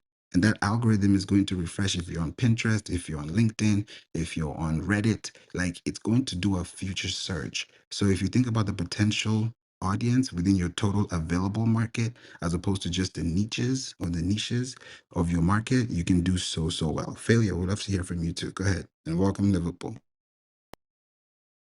Yeah, so what I was trying to say is if you click the first one that says episode 48, I think, at the end, P48. I just want to show you just the type of stuff on the page. So, like, this is an interview I had with Vinny Policivo, one of my favorite people in the world. Um, but if you'll notice, it has the title of the episode at the top. It says season 1, episode 48. So it organizes all your stuff. I know people hear like pod page, but also I view IMDb as like an area where I put stuff in. I don't have to worry about paying a domain. I don't have to worry about doing anything. It's just going to be there and it's all free. But you can see like at the top, there's the explanation with the summary. If you click into that, it'll show you a synopsis as well. This is all areas where you can add things. And any of these things can be added yourself. I don't always add things to it, but like, for example, you could go through, you see there's storyline and there's quotes. I put in some quotes from the show, which is a great way to feature the person. If you go down to details, you'll see official site, Vinny's podcast. And if you click on that, you'll go to Vinny's podcast, but that helps out his SEO on his podcast. So you can offer this as a way for guests to benefit as well, because if they don't have an IMDb profile, you can literally create them an IMDb. You can put links to some of the things that they're talking about, similar to you would in the show notes, but at least on IMDb, it's going to go somewhere.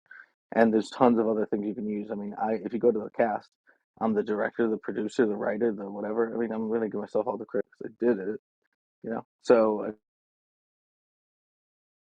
episodes on there. I've put Kerry's on there, but I only do so many episodes because each episode does have to be done in its own intense way. But part of the thing with me putting it up there is I also train you how to do it yourself because it's a weird, clunky old system and it's not all intuitive. I've get to the point where when I add new things, it only takes them like a few hours to get up there, which is not very typical. So happy to teach people how to do it themselves. And if you don't want to pay me and you just want to teach you how to do it for free, I think I have a how-to guide somewhere that I can give you.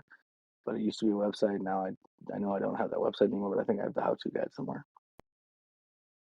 Love that. Thank you. Thank you for bringing this up. I think it's very important for us to look at this because Clubhouse doesn't really talk about these topics. You know, we have the right topics out there, but marketing wise, we don't have this type of in-depth insight. That's why I've been doing this basic SEO 101 series this week. And I feel like this is what a lot of people need. And if you can just go through the basics, it's like learning how to walk. Like my friend's baby just started walking this morning. I just saw the video.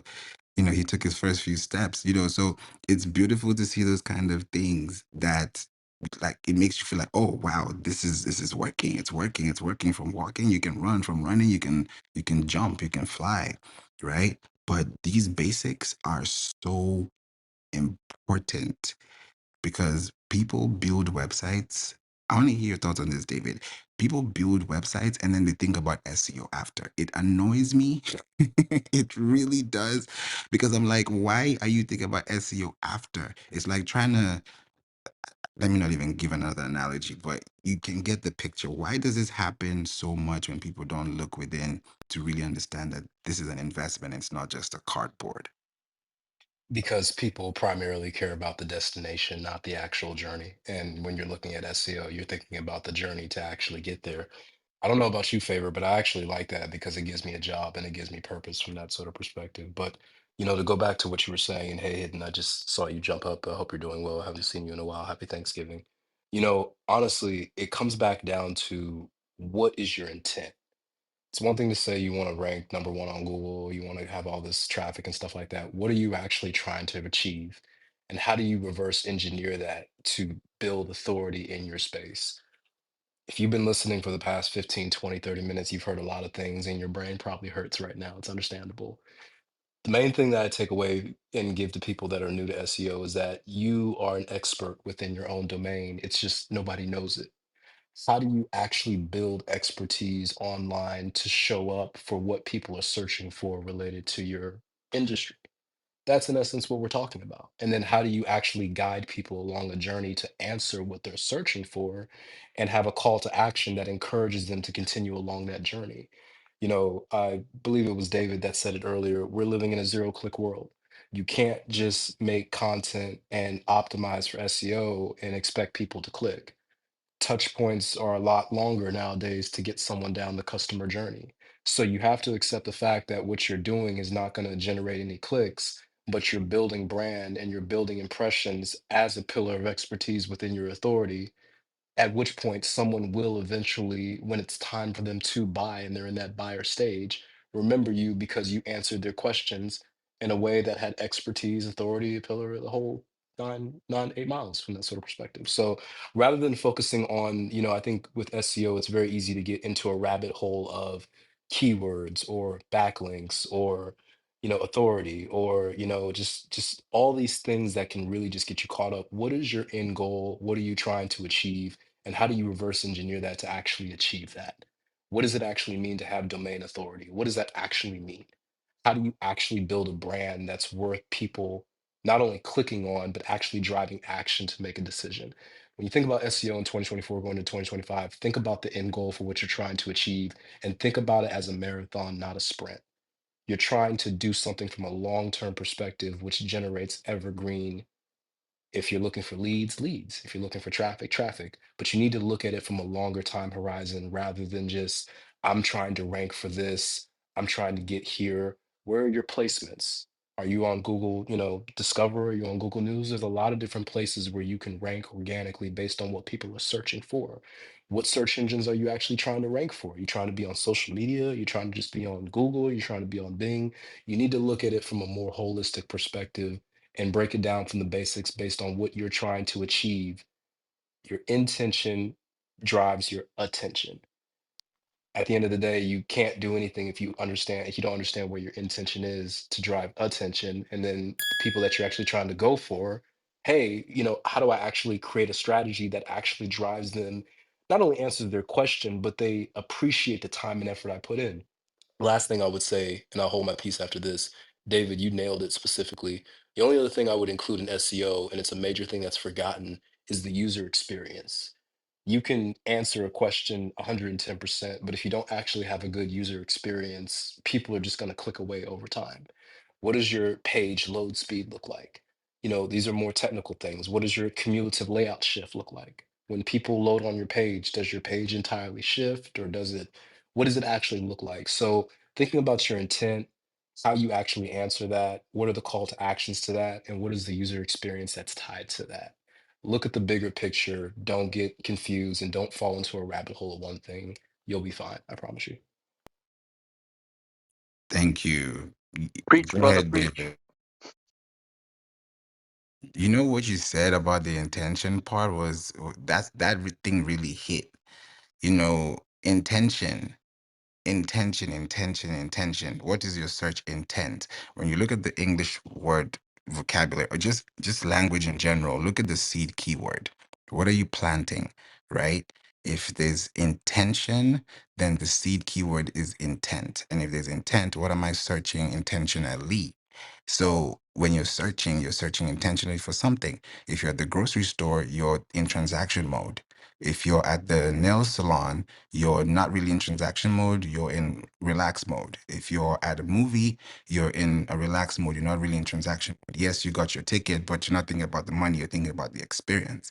So when you start thinking about your brand, what experience are you giving to people so that the intention they have for their experience falls into your brand search?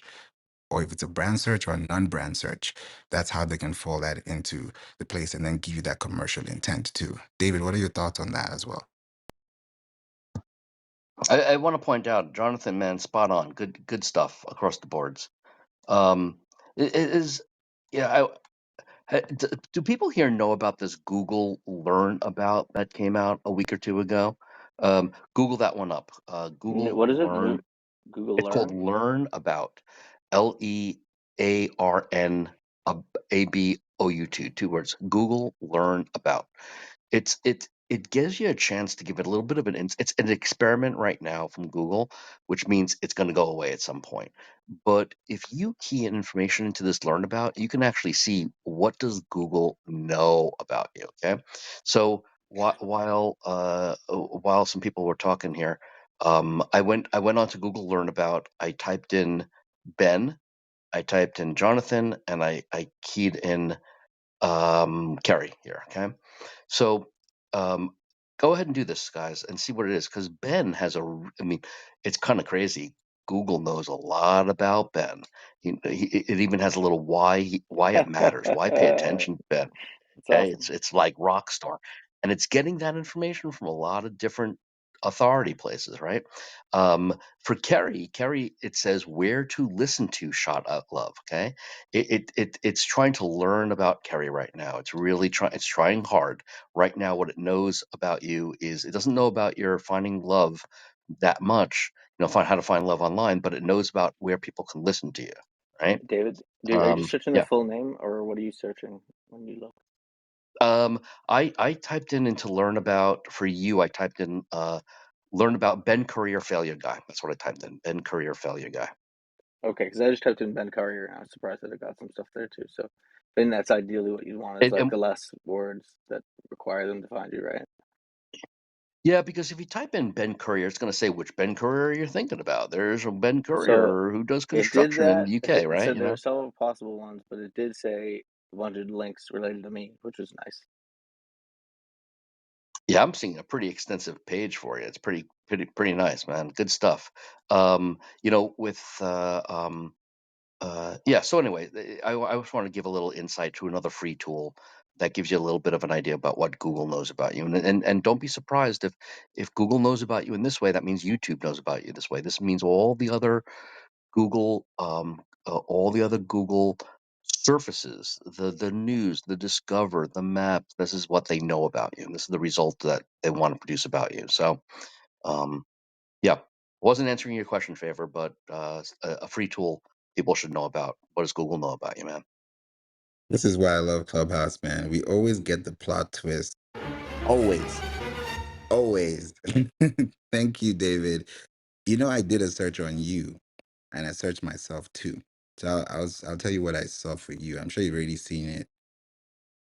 I love the way it talks about how it goes into says David Shargel, I hope I said it correctly, is an entrepreneur, author, and speaker who helps businesses and individuals grow their brands. He's a founder and CEO of Wishhook, a company that focuses on reinvented digital storytelling for organizations.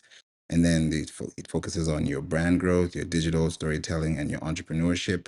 Then it has your content from ambient vision, sessionize, and then it tells you to go deeper.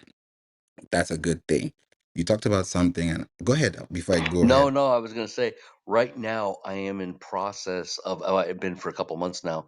I'm trying to reteach Google about me. And it's a little bit of an endeavor. It's going to take a little while to do this, but that's my hope. I finally got a Google Knowledge Panel. It took a while to get that Knowledge Panel in there, and it doesn't represent me properly. So I'm now spoon feeding it different information, or imminently about to do some additional content development to try to get it a little bit away from that side of things. So my expertise now is taking personal brands and getting them to rank. It doesn't mean if you're an influencer, a speaker, an author, a coach, a celebrity, an athlete. I have enough of a framework to get the D-list celebrity up to a B-list celebrity. So, um, but Well, let's focus on that real, 101 real, class here. Yeah, real go quick. with it. So, sorry, I've got to run. But David, I have something I'd like to talk to you about separately. So feel free to reach out to me at some point. Anybody here can reach out to me. I also put my IMDb link in my profile in case anyone wants to check it out. But I just want to say thanks to everyone for having me here and holding the space and all that jazz. And happy Thanksgiving. I'm gonna go eat some turkey. Yeah, thanks for chiming in Thank here. you. Thanks And for thanks, by the joining way, us. thanks Kerry for getting this into this good It rabbit was a hole here, it man. was a Right, it right was a on. plot twist Thanks, from Ben. Carrie. Yes, thank you, Carrie Thank and you, David. Carrie. Well, this goes back to my point, which is when people have time, you get in front of them. So people have time on a holiday. I did my first newsbreak article on Thanksgiving with the encouragement of John J. Wiley, and I have almost 100,000 imprints from a day that I had a little bit of time. Which is why I say get on those dating apps today. If you really, I went on a date on Thanksgiving. I mean, I I make my own holiday. So I'm just saying, when people have time, you want to strike while the iron's hot. 100%. Iron sharpens iron, and that only happens when it's hot. So I love that you said that, Carrie. David, you said something I want to emphasize on for you because I don't know how you plan to spoon feed Google, but I know you already know what to do. But I just wanted to mention this one thing. If you apply podcasting to your roadmap, it's going to save you a lot of stress and time over time. Why am I saying this? Because I did a search on myself the same way I did a search on you. And I got a lot of intel, which is actually very scary, but it's also very exciting. So I searched. The only thing that it got wrong is that it says she instead of he, right? Everything else is spot on. So it says Favour Obasi-ike is a digital marketing consultant and SEO expert with over 11 years of experience. Then instead of saying he, it says she, but he is also a multi-talented artist, enjoying music and visual arts. Because if you type in my name, Flav Beats, FLAEV BEATZ on Google, you're gonna see my music profile on the Google Knowledge Graph. You're gonna see my Apple, Spotify, my music, my discography. You'll see that there. That is there as an artist page on Google. So if Learn About is now saying I'm a digital marketing consultant, an SEO expert, a musician, and a visual artist, and then when I scroll down, I see, surprise, I see YouTube. I see the podcast show on YouTube, the one we talked about earlier. I see Clubhouse. I see my Clubhouse profile there. I see YouTube. I see Canvas Rebel, which was I was featured on Canvas Rebel magazine some time back. I see 10,000 cards. I see the org. I see Rocket. I see some TikTok, and I also see Motivating Radio too. So, and then on the left side, I see different things when it comes to like what does Favor really work on, keywords, content creation, and backlinks, client needs, strategies, and measuring success, visual design, content creation, and brand storytelling. That is all coming from the podcast. So I didn't need to talk much or say much, but because I'm even seeing my Clubhouse profile there, my TikTok profile there, my YouTube podcast there, I already know that this is a big thing because Google and YouTube are together. YouTube owns Google. So Google will only give you Google products or Google related products. It won't give you Apple. It may give you Spotify, but if the option of YouTube is there, why would it give you Apple when they already have a property that shows the same asset? So looking at that is also very important. Go ahead, Hidden. I'm gonna be quick because it's loud in my background, but that's what I put above. Check out Google's Notebook LM. But Google loves Google, so everybody have to understand that. Google gonna put their products above everybody else. With Apple is like a competitor, but they're not really competitors. They pretty much all in bed together because they are data aggregators. So they share information. They all come from Silicon Valley. So you have to understand the intent, like he said, like we've been talking about, and then the intent behind the intent also. But do the same thing you just did uh, on the other thing with Notebook LM, and it'll make you a whole nother podcast for you. And people think this AI stuff is like, oh, it's stupid or it's not. The AI is smarter than most humans, honestly, to tell the truth. These data aggregators. So everywhere you put in your information, it's collecting the information and it's coupling it together. They know it's coming from the same IP address or whatever. Even if you're using a VPN, at the end of the day, they still can tell where it's coming from. Oh yeah, they know it, right? I mean, whether you like it or not, you are already a social media marketer, right? I don't care if you don't use it. If you're on Facebook or X or Twitter or LinkedIn, you're on that platform. You're in the AI, and I get businesses that are asking me, why should I spend money on? Why should I hire you on the SEO? That's the bottom line. Why should I hire you? And listen, all these platforms are defining your personal brand, whether you like it or not. SEO is take back control. That's the bottom line in the end, or to a large extent. Well, in the end, right, you want that transaction or the follow or whatever not, but you are who Google says you are. Okay, that's a bottom line thing nowadays. And that's why I put earlier in the chat that branding is the like becoming the number one factor on Google to rank. Whether I mean, because SEO, SEO and local SEO are two different animals, honestly. But you can see in local SEO, whereas branding is becoming a bigger factor than EMDs,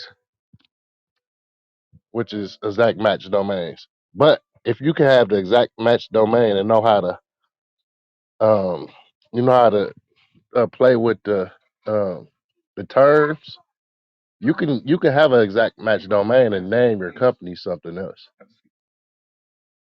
So like a brand, you can a lot of people do it. They'll buy an exact match domain, and you would type in the exact match domain, but when you populate the site, it'll still come up something else because it's redirecting to the branded name.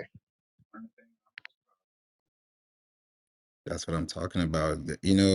If you think about brands like, Nike or Tiffany and Co., you think about Tesla, Target, these platforms, right? When you click on, if you just type their names, the reason why they're getting branded traffic is because people know the brand. Now, if someone's looking for running shoes, jogging shoes, walking shoes, they're going to see all kinds of other brands. Now, if you have an article that is referring to the brands that associate with your mission, vision, statement, also with your core values, your ethics, just your business in totality, then you can use that to leverage and get traffic to your site by brand equity. Because when you think about market share, you're looking at the non-brands and you're looking at the brands. The non-brands bring around the brands. Pinterest is 97% search unbranded. So people go to Google to search for things they know. People go to Pinterest to search for things they're interested in. There's a difference between knowing something and being interested in something. I may not be interested in something I want to know. I may just want to know about it and go about my day. But if I'm interested in something, there's an attachment connected. And if there's something that's going to fulfill the interest, then I need to fulfill that satisfaction by giving content to make that relevant stick. Now, I would love to hear you before you go.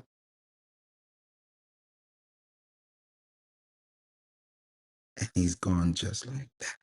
I know it's a holiday, everybody got to go. But yeah, we're going to wrap this up soon. But I saw David and Jonathan.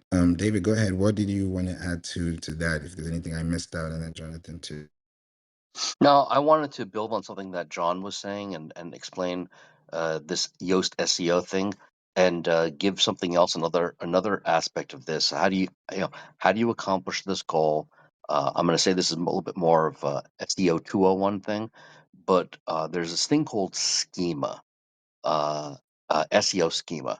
And this is the spoon feeding of all these different search engines with your website elements that make it easily readable by all these search engines. Okay.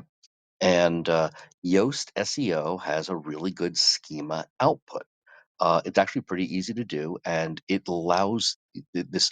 It's allowing you to hand feed the Google engine or whatever. Pick your favorite platform.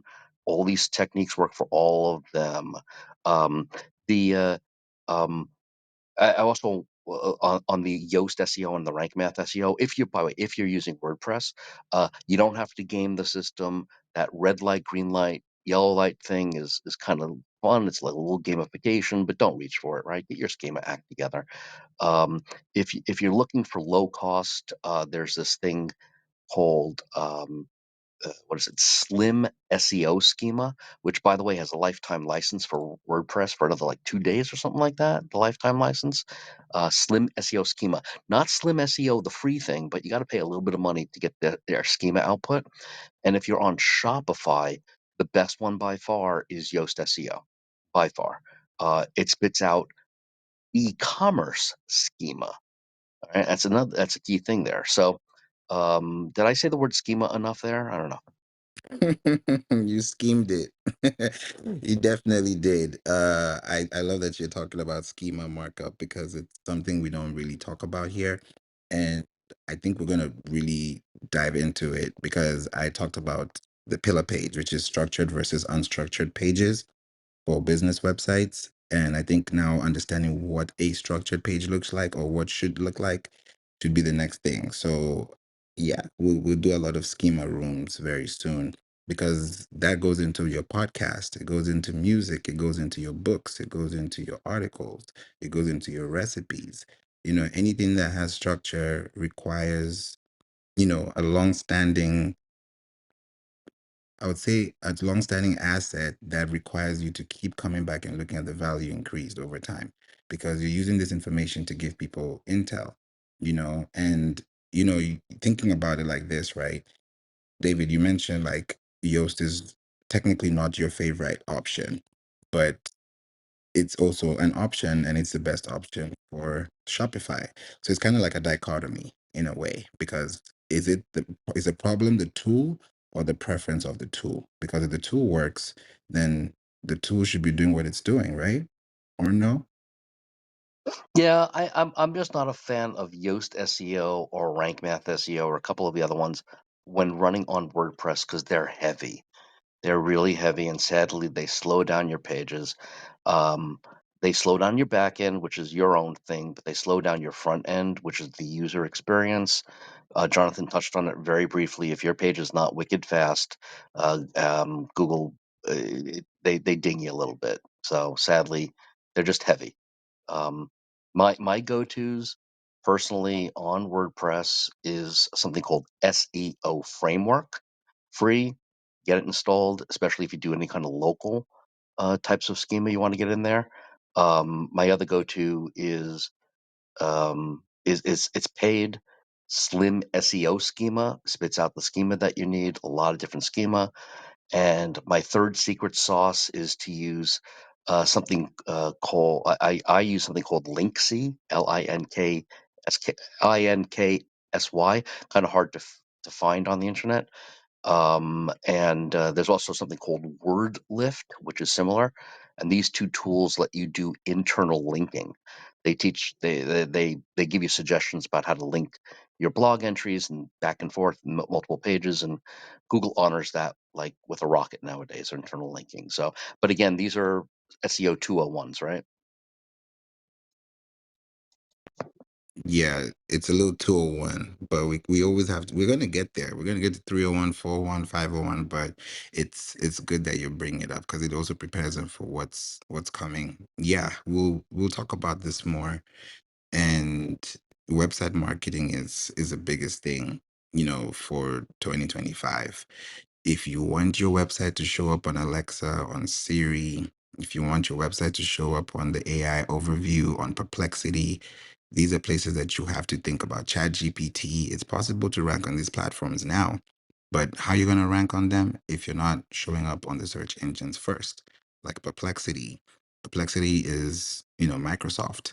So it means that you need to be on Bing. It means that you need to be on there's youtube.com and there's you.com. YOU.com is an AI search engine powered by Microsoft Bing. And if you're Microsoft Bing, you're importing your Google Search Console data into your Microsoft Bing Webmaster tools. So all I'm saying is that you're creating, let me say this, you're creating a sign language. Because if there's a sign language, everybody knows what the sign language is, right? If I put my hands up, it means something. If I put a peace sign, it means something, right? We all know what the sign language is. So when you're creating content, you want to have a strong signal for the sign language you're creating on your website. If it is recipes, let it be recipes. If it's podcast, let it be podcast. If it's SEO, let it be SEO. Because the more you're able to give more context about your pages, the more internal linking, external linking you get, and the better it is for you. Because not every page that you publish is also going to be indexed by Google. We don't talk about that much, but it's true. Not every page that you publish is going to be ranked. And if it's ranked, it's because there's a position that it holds because of the information that you gave, right? We've said it before. You can't give what you don't have. So when you're giving content, you're giving it from a point of reference. If you're being referenced by AI, it means you've answered the questions. It's like, think about it like you go to school, you do a test paper, you score 100 on the paper. It's because you answered every question. That's why you're top of the class. It's that simple. Answer the questions people are asking, put it on a structured framework, and let people find your answers on search engines, and also share that through social media. There are four types of media, right? Not social media. There are four types of media from the ground up. There's owned media. Owned media is what you have, your book, anything you create, your podcast, your video, anything that you have that has access to you and you have access to it. That's owned media. Then there's paid media, right? Paid media is taking your owned media and putting a catalyst on it by putting money to it and letting it run its course, either on as an ad, as a commercial, that's paid media. Then there is shared media. Shared media is where social media comes in because you're sharing. Every time you go on social media, you're sharing on Facebook, you're sharing on Instagram, you're sharing on TikTok, you're sharing. They say sharing is caring. That's why it's a community, it's social media, because social cannot be social without you and me. So it can be social if it's one person, that's solo, right? Even in business, it's either you're a sole proprietor or you're a corporation. So there has to be a structure in everything that you do. So if you're creating structure with your website, then your website needs to have that structure that people can see. So what does that structure entail? Pages, right? You can't just have a page because you need a page. That page should be leading someone somewhere, either to book a call, or to leave a message, connect with you, learn more. If they're learning more, where are they going to? If they're learning about something, what are they gaining? So it's all about that structure. And doing it with your website for 2025 is important. And if you just focus on giving people quality, it's just a matter of time. People will start connecting with you, people will start working with you, people will start learning from you, and you show up on the search results. Because to be on the search results is great, but you know what's even greater is when you write one article and it produces more fruits. Think about it like this: if you plant an orange seed right in the ground, that orange seed is going to produce an orange fruit, right? And that orange fruit or that orange tree is going to have a lot of orange fruits. So when you look at your Google Search Console, for every one keyword or key phrase that you publish as a web page on your website, it produces another set of keywords. So why am I saying this? It's because when you have one page that leads to more questions, if I answer your question now, you're going to ask me another question. Why is the sky blue? Okay, it's blue because, okay, why is it like that? Okay, because you keep answering questions because the person wants to get understanding. So the more you're able to give that person understanding, the more domain you have. They say domain authority for a reason. They say domain property for a reason. The word domain has authority in the word. Domain, have dominion, have domain. It's even in the Bible, have domain. So when you have domain, it means that you are the main person. You are the main person they're coming to.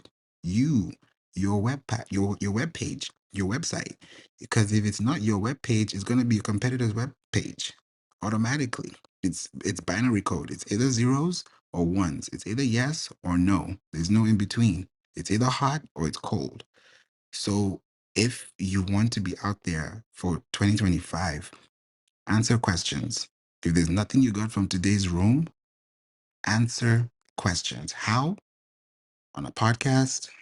Make sure your titles are answering the questions too. On your blogs, make sure that you're answering questions in your headings.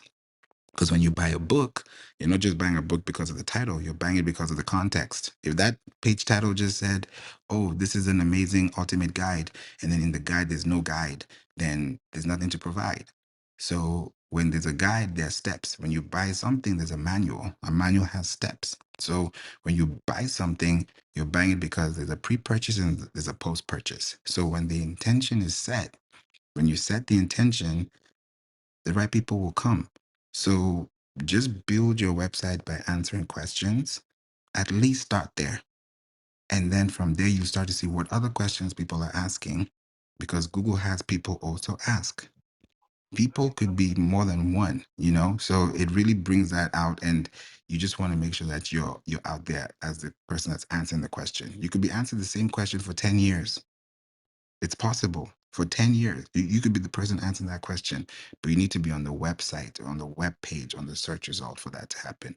Go ahead, Hidden. You took the words out of my mouth. because that I had put that in the chat too. That that was a hack I picked up from a guy named Michael Merlino. He That's what he does. He emphasizes on the PAAs. And I don't know if people know, if you go down to the on Google, they have a people also ask section. You go down there, if you hit the drop down button and bring it back up, it's gonna add three more questions. It's gonna show you three more questions. You do that all the way down. You take all of that and you start creating your content out of the people also ask section. And that's gonna satisfy Google's itch. That's a hack for everybody right there. Create your content around the PAA, people also ask section. Also, you know my favorite thing, favor, is the glossary method. So whatever your niche is, you just type your niche and then glossary. And those keywords are get a lot of impressions that people won't normally find. Exactly. Exactly. You know, keywords are the keys to your business. Keywords are the keys to your business. Keywords are the keys to your business. If you don't have the right keywords, people are not going to find you. It's a search and find thing. It's just basically like that. But if you're able to structure it correctly, from your image, you have Canva, download that Canva image. Before you upload it, rename the file, right? Put an alt text into your social media before. Even when I'm on LinkedIn, I don't post any picture on LinkedIn without putting an alt text. I do the same thing for Threads. I do the same thing for Pinterest. I do the same thing for Instagram because I know what that alt text means. Because when you go to the web browser, don't forget that social media is a website too, right? Because when you go to Instagram.com, yeah, it's an app. Yeah, it's social media. Yeah, it's a post. It's a reel, but it's a domain. It's a website. It's a business. It's a server. It's content. It's data, right? So when you go to your web browser and you open up your Instagram post, for example, any post, right click on that post. When you right click, you'll see the options, open in a new tab, new window. At the very bottom, go to inspect element. When you click on inspect element, you're going to see a bunch of codes pop up on the right. If you're using Google Chrome, for example, when you see that on that Instagram post, on the right side, look for something that says alt. That's alternative tags, alternative text. And if it's blank, if you left it blank, you're going to see something there filled because there's something about algorithms that we don't really point out a lot. If you leave anything blank, it's going to fill it out for you. And what it's going to fill out for you is not what you really want. So you want to customize it for search because that's how screen readers are able to screen read your content, right? So if you see your alt text on Google, if somebody's typing something and you have a page on Instagram, this is how deep it is, guys. If you have a page on Instagram that is talking about a specific topic, and let's say it's done in a carousel format, and each of those pages have alt text. Page one, this page two, or slide one, slide two, you put all those things into your Instagram and you post it. The half life of a post on Instagram is about 19 hours. Let me give it 24 hours. It's not there. Oh, Rob just stepped in the room. Wow. Rob, you just like an angel. You just like, you just jumped in. I haven't seen you in a long time. Happy Thanksgiving, bro. Shout out to you. Rob is the one that connected me to the marketing club, yo, in 2021. And that's how I'm the leader here. So I want to give you your flowers, Rob. Thanks for joining us today. How are you, man? Hey, good to see you, buddy. Happy Thanksgiving. Happy Thanksgiving. Yeah, so you have to look at these things from the ground up, guys. Your keywords, your placements, your websites, your structure has to come from a good place because when you have these things done on Instagram and then you put that on your website and then on your website it's on Google, then your Instagram even starts getting more traffic. Not because you have the best post on Instagram, but it's because you have structure. You know, hard work beats talent every time talent is not working hard. You've heard that before, right? So if we have 52 weeks in a year, and for every week in the year, you're creating content at least once on your website. Think about the number of posts, Instagram posts, stories, Snapchat, TikTok. Think about the number of posts that you have posted this year. And if none of those posts are posting back to your website, then you've missed a lot of opportunities, which you can still get them. But when you look at the grand scheme of things, you want to have content that is tabulated because Google has over like 200 gigabytes worth, like those are in tons worth of data. 200 billion gigabytes. Like it keeps growing over and over and over. So anytime you update your website, anytime you update your pages, you have to think about the traffic. It's not just website. I have a website. Is this website working for me? Am I getting traffic? Am I getting leads? Am I getting people? Am I adding context? Am I adding pages? And if your pages are not being added, or being updated, then that's a problem. Because long term, somebody else is going to write the same thing you wrote and they're going to be ahead of you because you didn't update it before. I talked about how yesterday I got an email from someone. There's a website called Veed, VEED.io. Someone that works at Veed sent me an email and referenced an article I wrote 4 years ago, November 20th, 2020, and referenced it this month and reached out to me and said, "Hey, we would like to connect because you mentioned us, and thank you so much first of all, and we'd love to connect with you. And you're getting a complimentary offer to use their platform." So I'm like, okay, before I even use the platform, let's have a conversation because I just don't want to get freebies like that, right? I want to make sure that it's even if it's free, my time is still being involved in this free, that quote unquote. So why am I giving this example? When you're writing content, write content for brands and write content for your business so that years from now, someone can reach out to you because you mentioned them once upon a time. If I mentioned you on Instagram 2 years ago, is it going to matter today? Not really. But if I mentioned your website or I mentioned your name and I did it in a very strategic way, then if you have Google Alerts on, you're going to get an alert that I have mentioned you on an article. And that's where you're able to now track. That's what companies do for PR. If somebody's mentioning something, they're going to have to face it because they want to make sure that their PR, their branding, their keywords are out there. Keywords are the keys to your business. If someone reads a title and that title has a typo, the feeling you're going to get is going to be different because the typo changed the dynamic of the message. So when the dynamics are changing and you're not using power words, emotional words, numerical values, giving people question marks, asking them questions, then you don't want to do that. You want to create powerful words. Powerful words mean that you give them the power to choose. That's where it's going to end. What I'm seeing, SEO, the way it's going, I don't think it's going to be called SEO in the next few years. Don't quote me. Don't quote me. But what I'm seeing, SEO is not going to, yes, SEO has been there for years, decades, but the context of it is going to be thought leadership. It's not going to be SEO. It's going to be thought leadership because people are going to be creating content that's going to lead to conversations, and SEO is part of that. So if you have a podcast, you're a thought leader. If you have a blog, you're a thought leader. If you have those things, that's why, David was talking about learn about.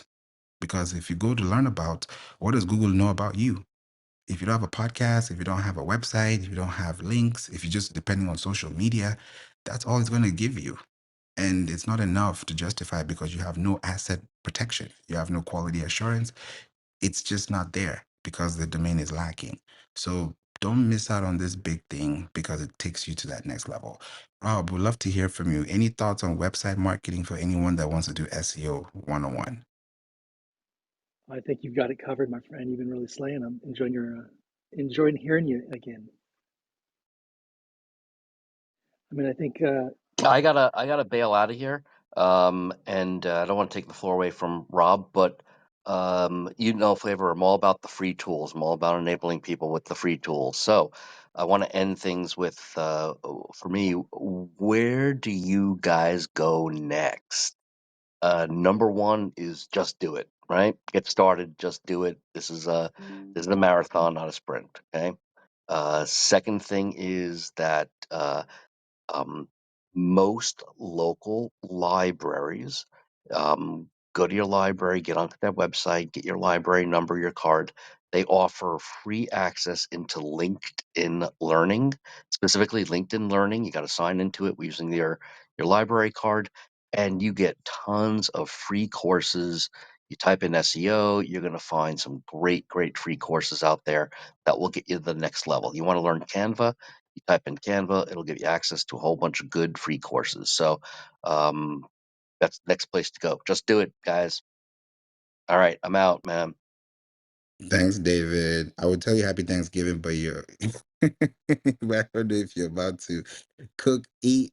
I don't know what you're about to do, but I hope you enjoy your day. And thank you so much for joining us today. I want to express gratitude for everybody here, man. This is the day of gratitude. Thank you, everybody here. Grateful for you, David. Thanks again. Liverpool, you've been quiet. Want to come to you. Want to know what you're thinking. Any thoughts? Any questions? Feel free to do so. You're welcome to the space. Good evening. Good evening, everybody. Happy of the world. We don't celebrate it here, but yeah, I've been listening in. It's been a very interesting room. I don't really have that much to say, actually. You always bring up really good, interesting topics, but when it comes to the whole essence of um, website marketing and things like that, which is what the title is about, is really just making sure that you have a really good plan and a good strategy involved, whatever that may entail, from your market research to your target audience and things like that. There are things that are very important because, like I said, you could have the very best website, for example, but if it's not fulfilling a need or a want in your target audience for a specific group of people, it's just not going to go anywhere. And that's why it's very important um, to have a specific group of people or a specific or target a specific demographic of people. And so yeah, that's very important as well. I think also as well is also looking at what other people are doing as well. That's also very important too. Um, and also let's not forget about obviously when the SEO comes into play as well. That is also very important too. Because like I said, you could have the best website, but if you're not using the right words, you're not searchable enough, then people are just not going to be able to find you. And so it's very important to have those things considered. Have those things considered. I would also say as well to also um look into having a have going to content creating as well, and making sure that that the content creating that you're going in is very effective. It also catered to your target audience, whoever that may be, and everything like that, but also making sure that everything is also working properly as well, because like I said, there've been plenty of times where I've gone on a website, right, and it's taken forever to load, and for whatever reason that may be, and that can be very frustrating, because it's like somebody's really recommended you this website, but it's just not working, and it's not your fault, to be honest, because you could be you could have the best internet connection in that area. But yeah, that's really the problem when it does come down to like having like loads of videos and things like that. But if you do intend to have like kind of like those videos, those testimonials and things like that, and to make sure that you know that they don't use a lot of data, you know, so it really bogs things down, because that's how you're gonna actually lose a lot of customers as well. Um, but I think it's also very important as well, above all this, is really underpinning your value proposition as well. What is it that you kind of value? What are you going to give to your customers? Because that's what's going to set you aside from a crowded market. Because everybody's going to be pretty much essentially going to be trying to sell the same thing that you do, whatever. But as I said, um, no product or service is really unique. Like if we take the mobile phone, like yeah, or a mobile service, they basically provide the same thing, but there's something that they've underpinned their value proposition, what they want to give to the customers, whether it's going to be the best customer service or innovation, etc., etc. That's down to you to kind of decide and what your target market really wants, you know, because once you've established a need, you need to kind of really push that through. But I know I've spoken for a very long time, so yeah, I'll hand the mic back to you, Favour. Thank you for letting me speak. Thank you, Liverpool. That was spot on. You know, there's something you said that I wanted to emphasize on, which is the images. Because I had an experience earlier today. I clicked on someone I know. I saw his ad on Instagram, and I said, okay, let me swipe up and see it. The page took about 10 seconds to load. So I'm going to reach out to him and tell him, hey, this may be slowing down your costs. I don't know what you're doing on the back end, but what I'm seeing as a consumer is not good experience for you, the producer. So, you know, one of those things could lead to images, because when you have a lot of images on your website, then it really stacks up. And if each image is a megabyte and you have 5 variations for one product and you have, let's say, 20 products, do the math and see how much damage you're creating long term. And then SEO is an afterthought, which is not a good thing, because at the beginning, when you're uploading those images, you're uploading the file names accordingly. You're uploading if you're doing geotagging, that's another way to put it in there. Just making sure you have a good place. Like when you're building a house, because you're getting the right cement, you're getting the right wood, you're getting the right material, you're getting the right things, the time of day. All those things matter because it contributes to the success of the project. So if the successful project pathway is for you to have a good website that's responsive and fast, then those things that look like they're not, you know, important would be very detrimental in the long run. So it's very good to think about those things too. And you can use compressor.io. That's a free website you can go to, compressor.io, and compress your images. I'm in music, so I know what compression does for audio. So when you compress images, compress audio, there's a reason why. Podcasting, same thing. When you're compressing your vocals, you're doing things to give more depth of field. So if you're doing the same thing with your images, you're not just compressing it because the size is going down. You're compressing it because you want to be responsive. You want to have a faster, output, if I want to put it like that. So you want to create that. So yes, like tiny PNG, it's the same thing. All of them are, available and you can use them.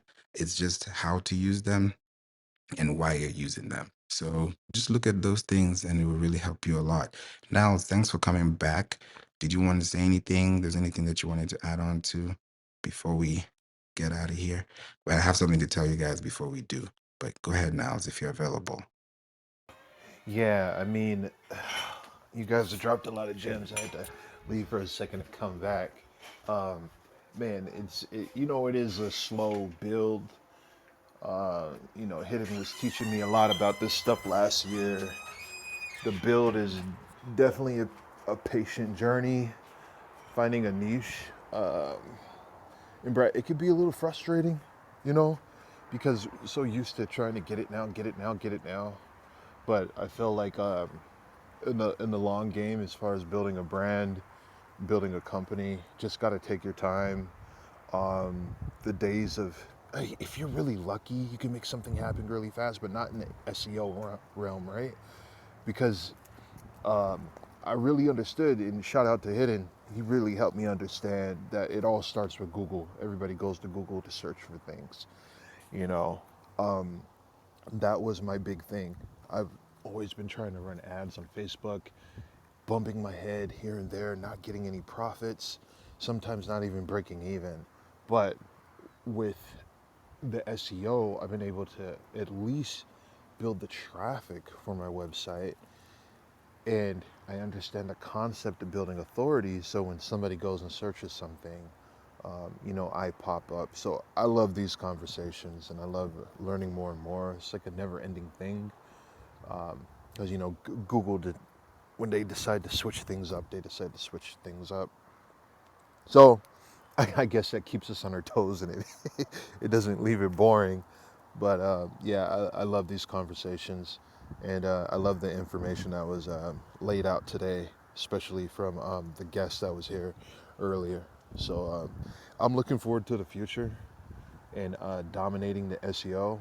I'm just kind of trying to focus on one niche, and you get this SEO information, you just feel like you can take over the world.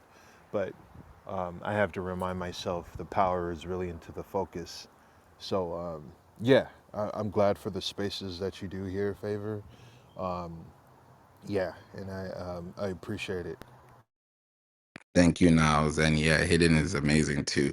It's something that we have to, look out for and see where we fit in the market and how we fit in, because fitting in is a very important factor in getting results. Because if you don't fit in, you know how they say get it?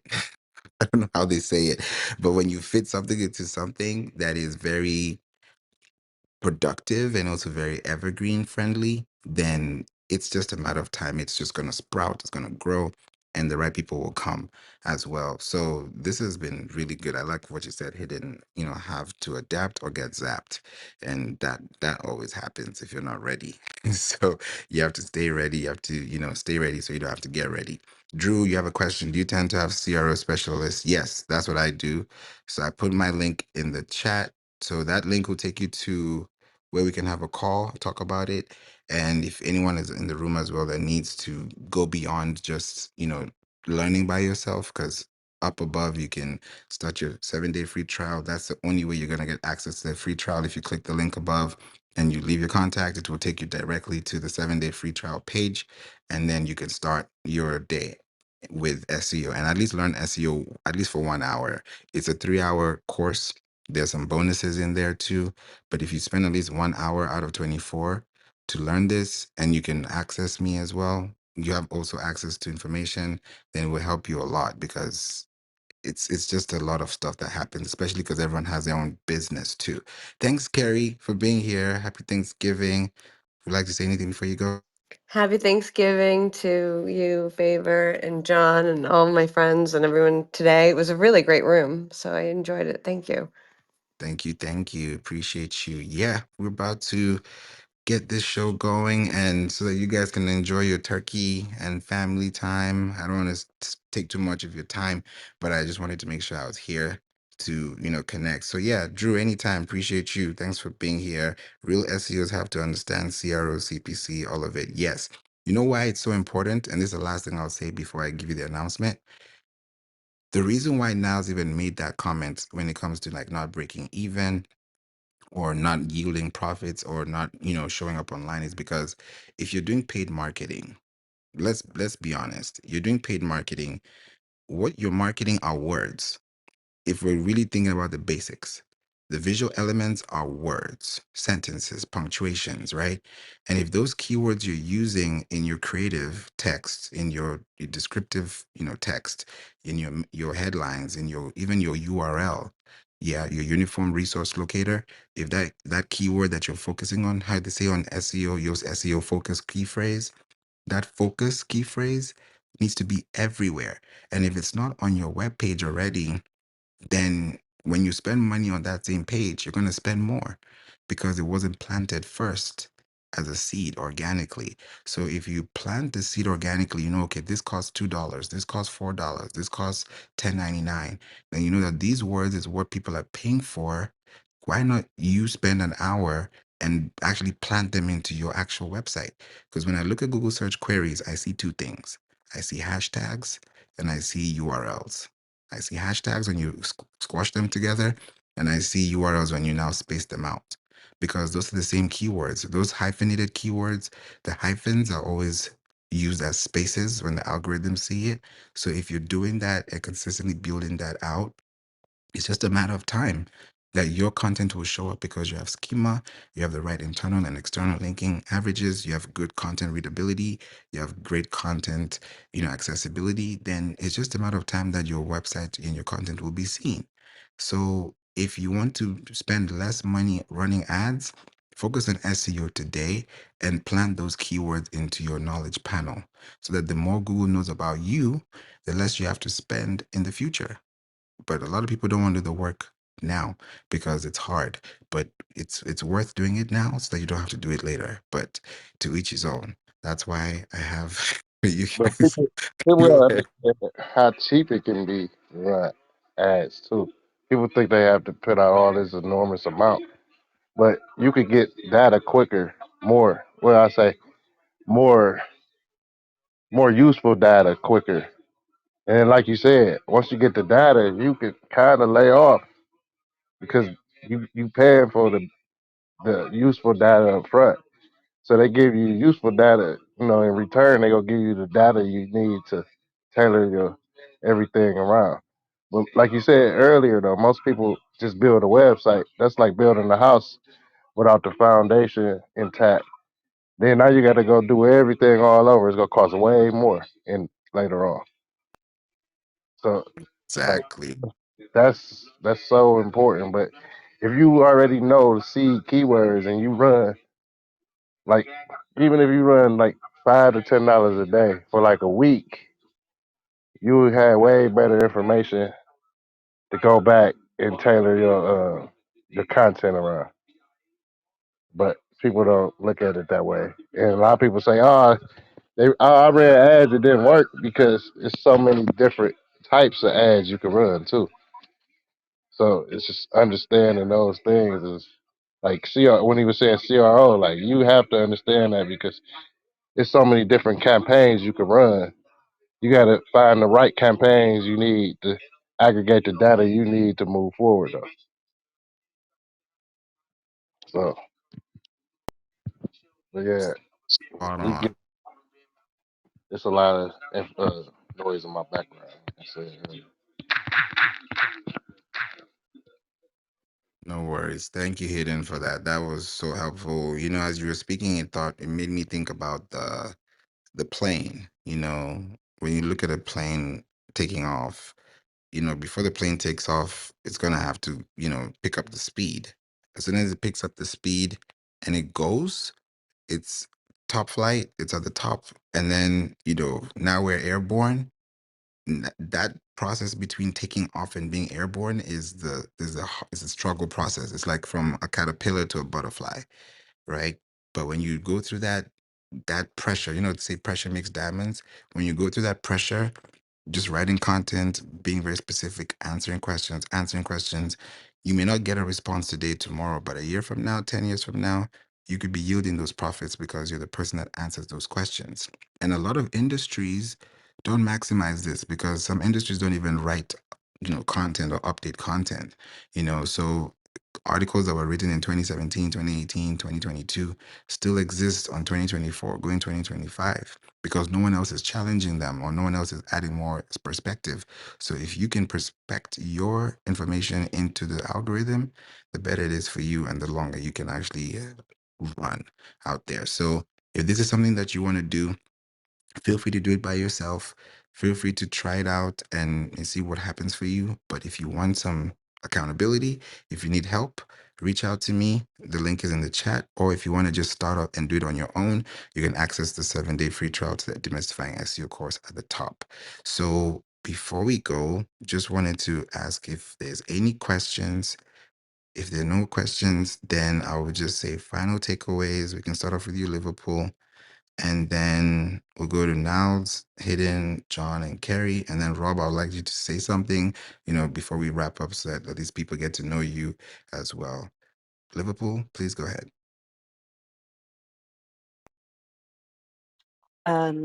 Yeah, so my final takeaway is to never underestimate the importance of having a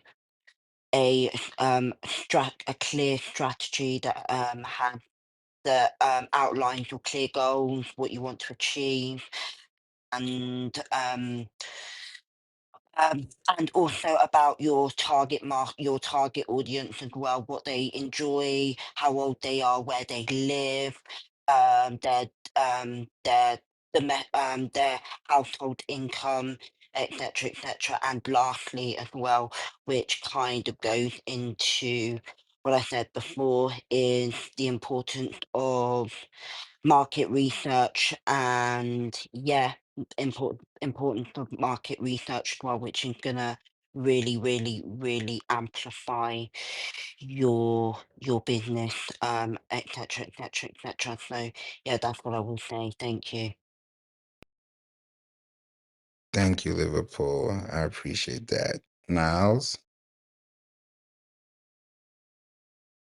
Yeah, I'm Niles, everybody. Background is in Shopify.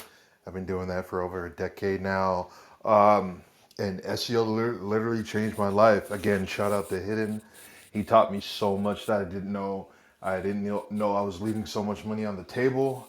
Again, like Favour was saying, you can run ads, but literally not even be on Google. There's simple things you can do to just bare minimum to pop up in Google when someone types your brand name. So SEO is literally where you're at. That is the first pillar, not even a pillar, that is the foundation of your brand and your website. So I know everybody on the internet is talking about Facebook ads, TikTok ads, but the first thing you should, even Pinterest, but the first thing you should focus on is getting your Google right, because everybody goes to Google to search for things, no matter where you are, what computer you have. Every computer around the whole earth has Google. When you open up that brand new laptop and you pop up Window Explorer, Google's gonna pop up. And when you start typing it into it, that's where you wanna be. You wanna be where the intent flows. You wanna be where the attention goes. So if you can get in front of where the attention is, that's where you wanna be. And you can only do that with keywords. But again, thank you for the room, Favor. Great topics. Thank you, Niles. Appreciate you for being here with us today. Hidden?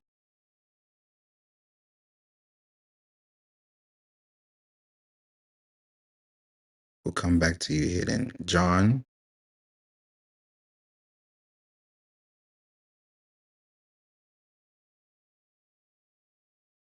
Okay, it's too loud in the background. No problem. Sorry about that. I was in the other. I was typing while I was doing an article for a newsbreaker blog. So here's the final takeaway. This can be as complicated or as simple as people want to be. And what I suggest people learn to do is the simple things and do what you can. Then as you grow, um, in my case, podcast wise, I'm doing blog articles as we speak.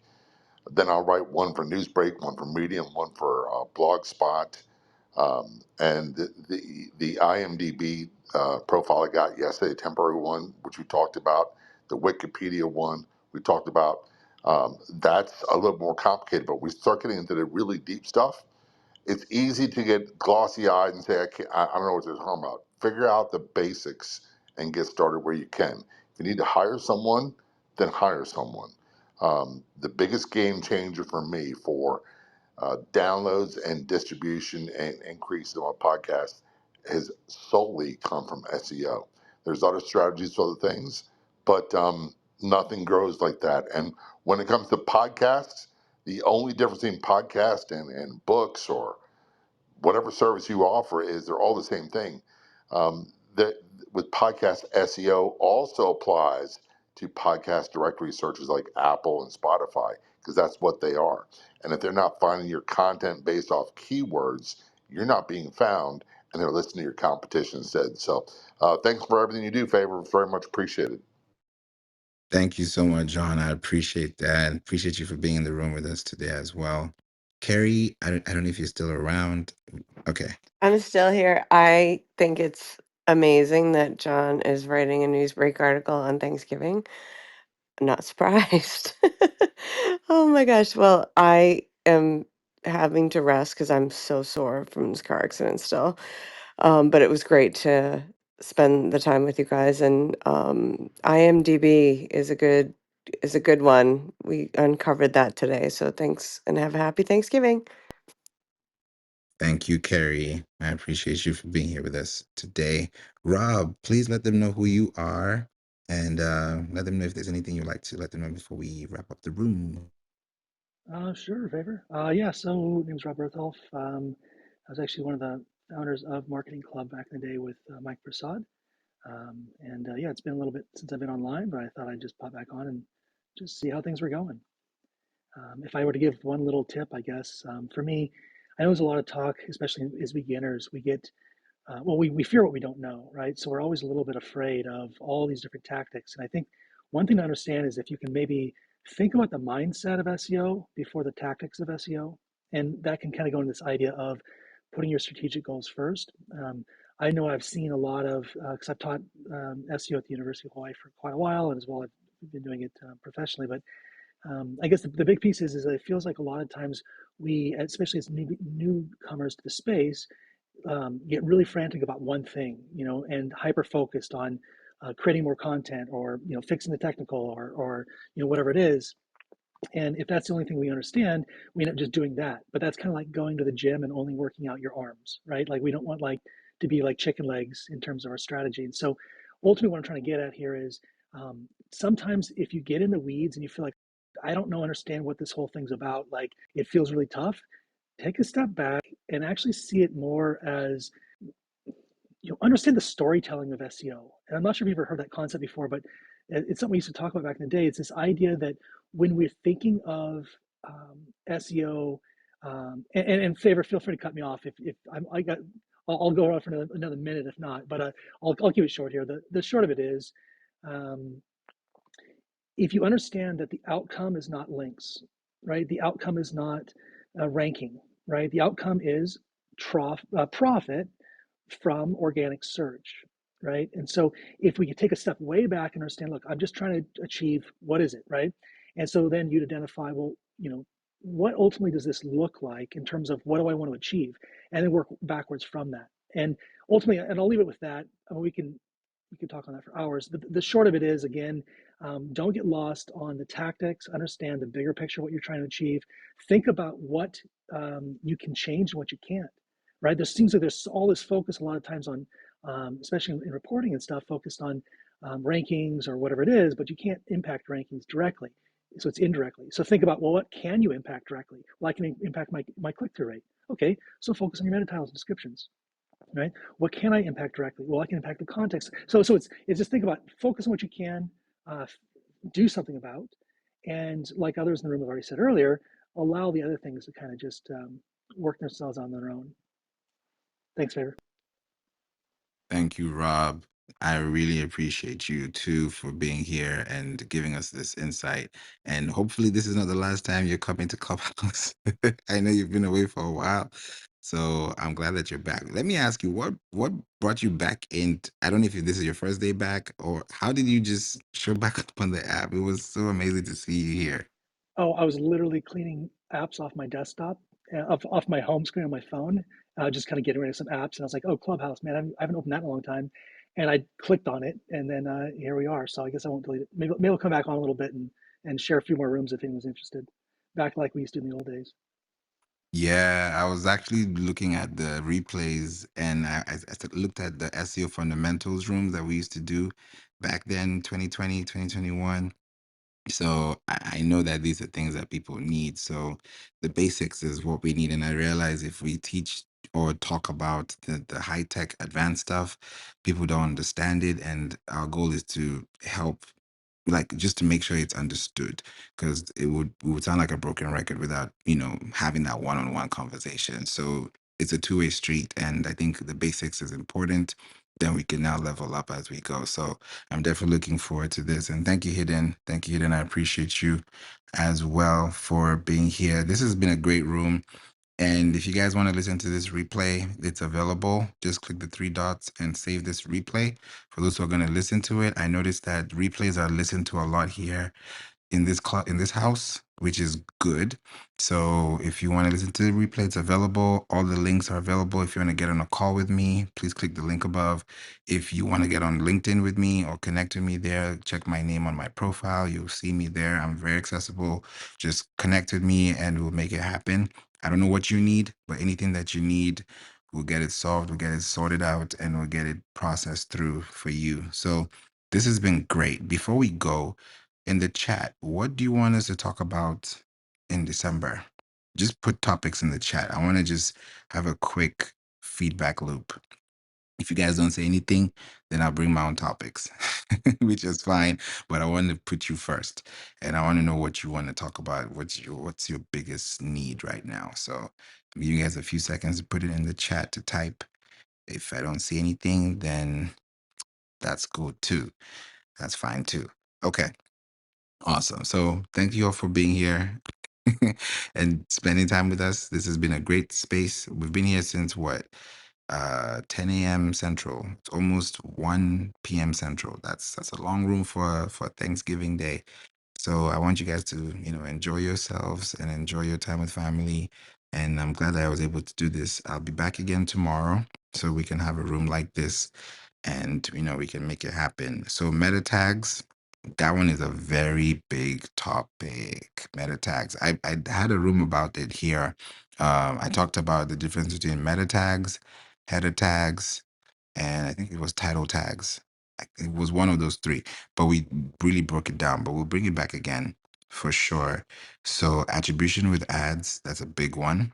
I know you want to talk about making great offers. Yes. Always late to, catch the replays. No problem, Tony. Feel free. The replays are available here and, we can make it happen. If you guys want quick access, just connect with me because these questions will keep coming. The more questions we answer, the more questions you're planning to ask. So we want to make sure that everything is answered correctly and, adequately you guys are able to get it. Now, this house has been growing. Like every day I come on here, it's been growing. It's been growing. It's been growing. We're at 350.4K members here on the app. And Drew, Haytam, and Rushdie, thank you for joining the Clubhouse Marketing Club room today. And if you are here for the first time, if you've been here before, feel free to click the very link at the top that says Marketing Club and join us. Be a member of this house. We have a lot of great topics here. We talk about a lot of things. So yeah, December is going to be very intense with a lot of topics. So if you guys have any questions, feel free to put them in the chat. So I see meta tags, attribution. I see geotagging. Yeah, geotagging, we haven't talked about that as well. So I've taken a screenshot so I can have these down and I'll schedule them so we can have these rooms. And if you don't want to miss out on any of these rooms, feel free to connect with me and turn on my notification bell. This bell still works. So you just hit on my profile and then you hit on the three dots on my profile. You'll see notification settings. Turn that to always if you want to connect with me here on Clubhouse, because that's the fastest way to know that I have a room open here on the app. So yeah, hit on my profile, hit the three dots, notification settings, always. Anytime I have a room, you'll find me here and we'll make that happen. So thank you all. God bless you. Happy Thanksgiving. And I'm going to see you guys in the Clubhouse streets.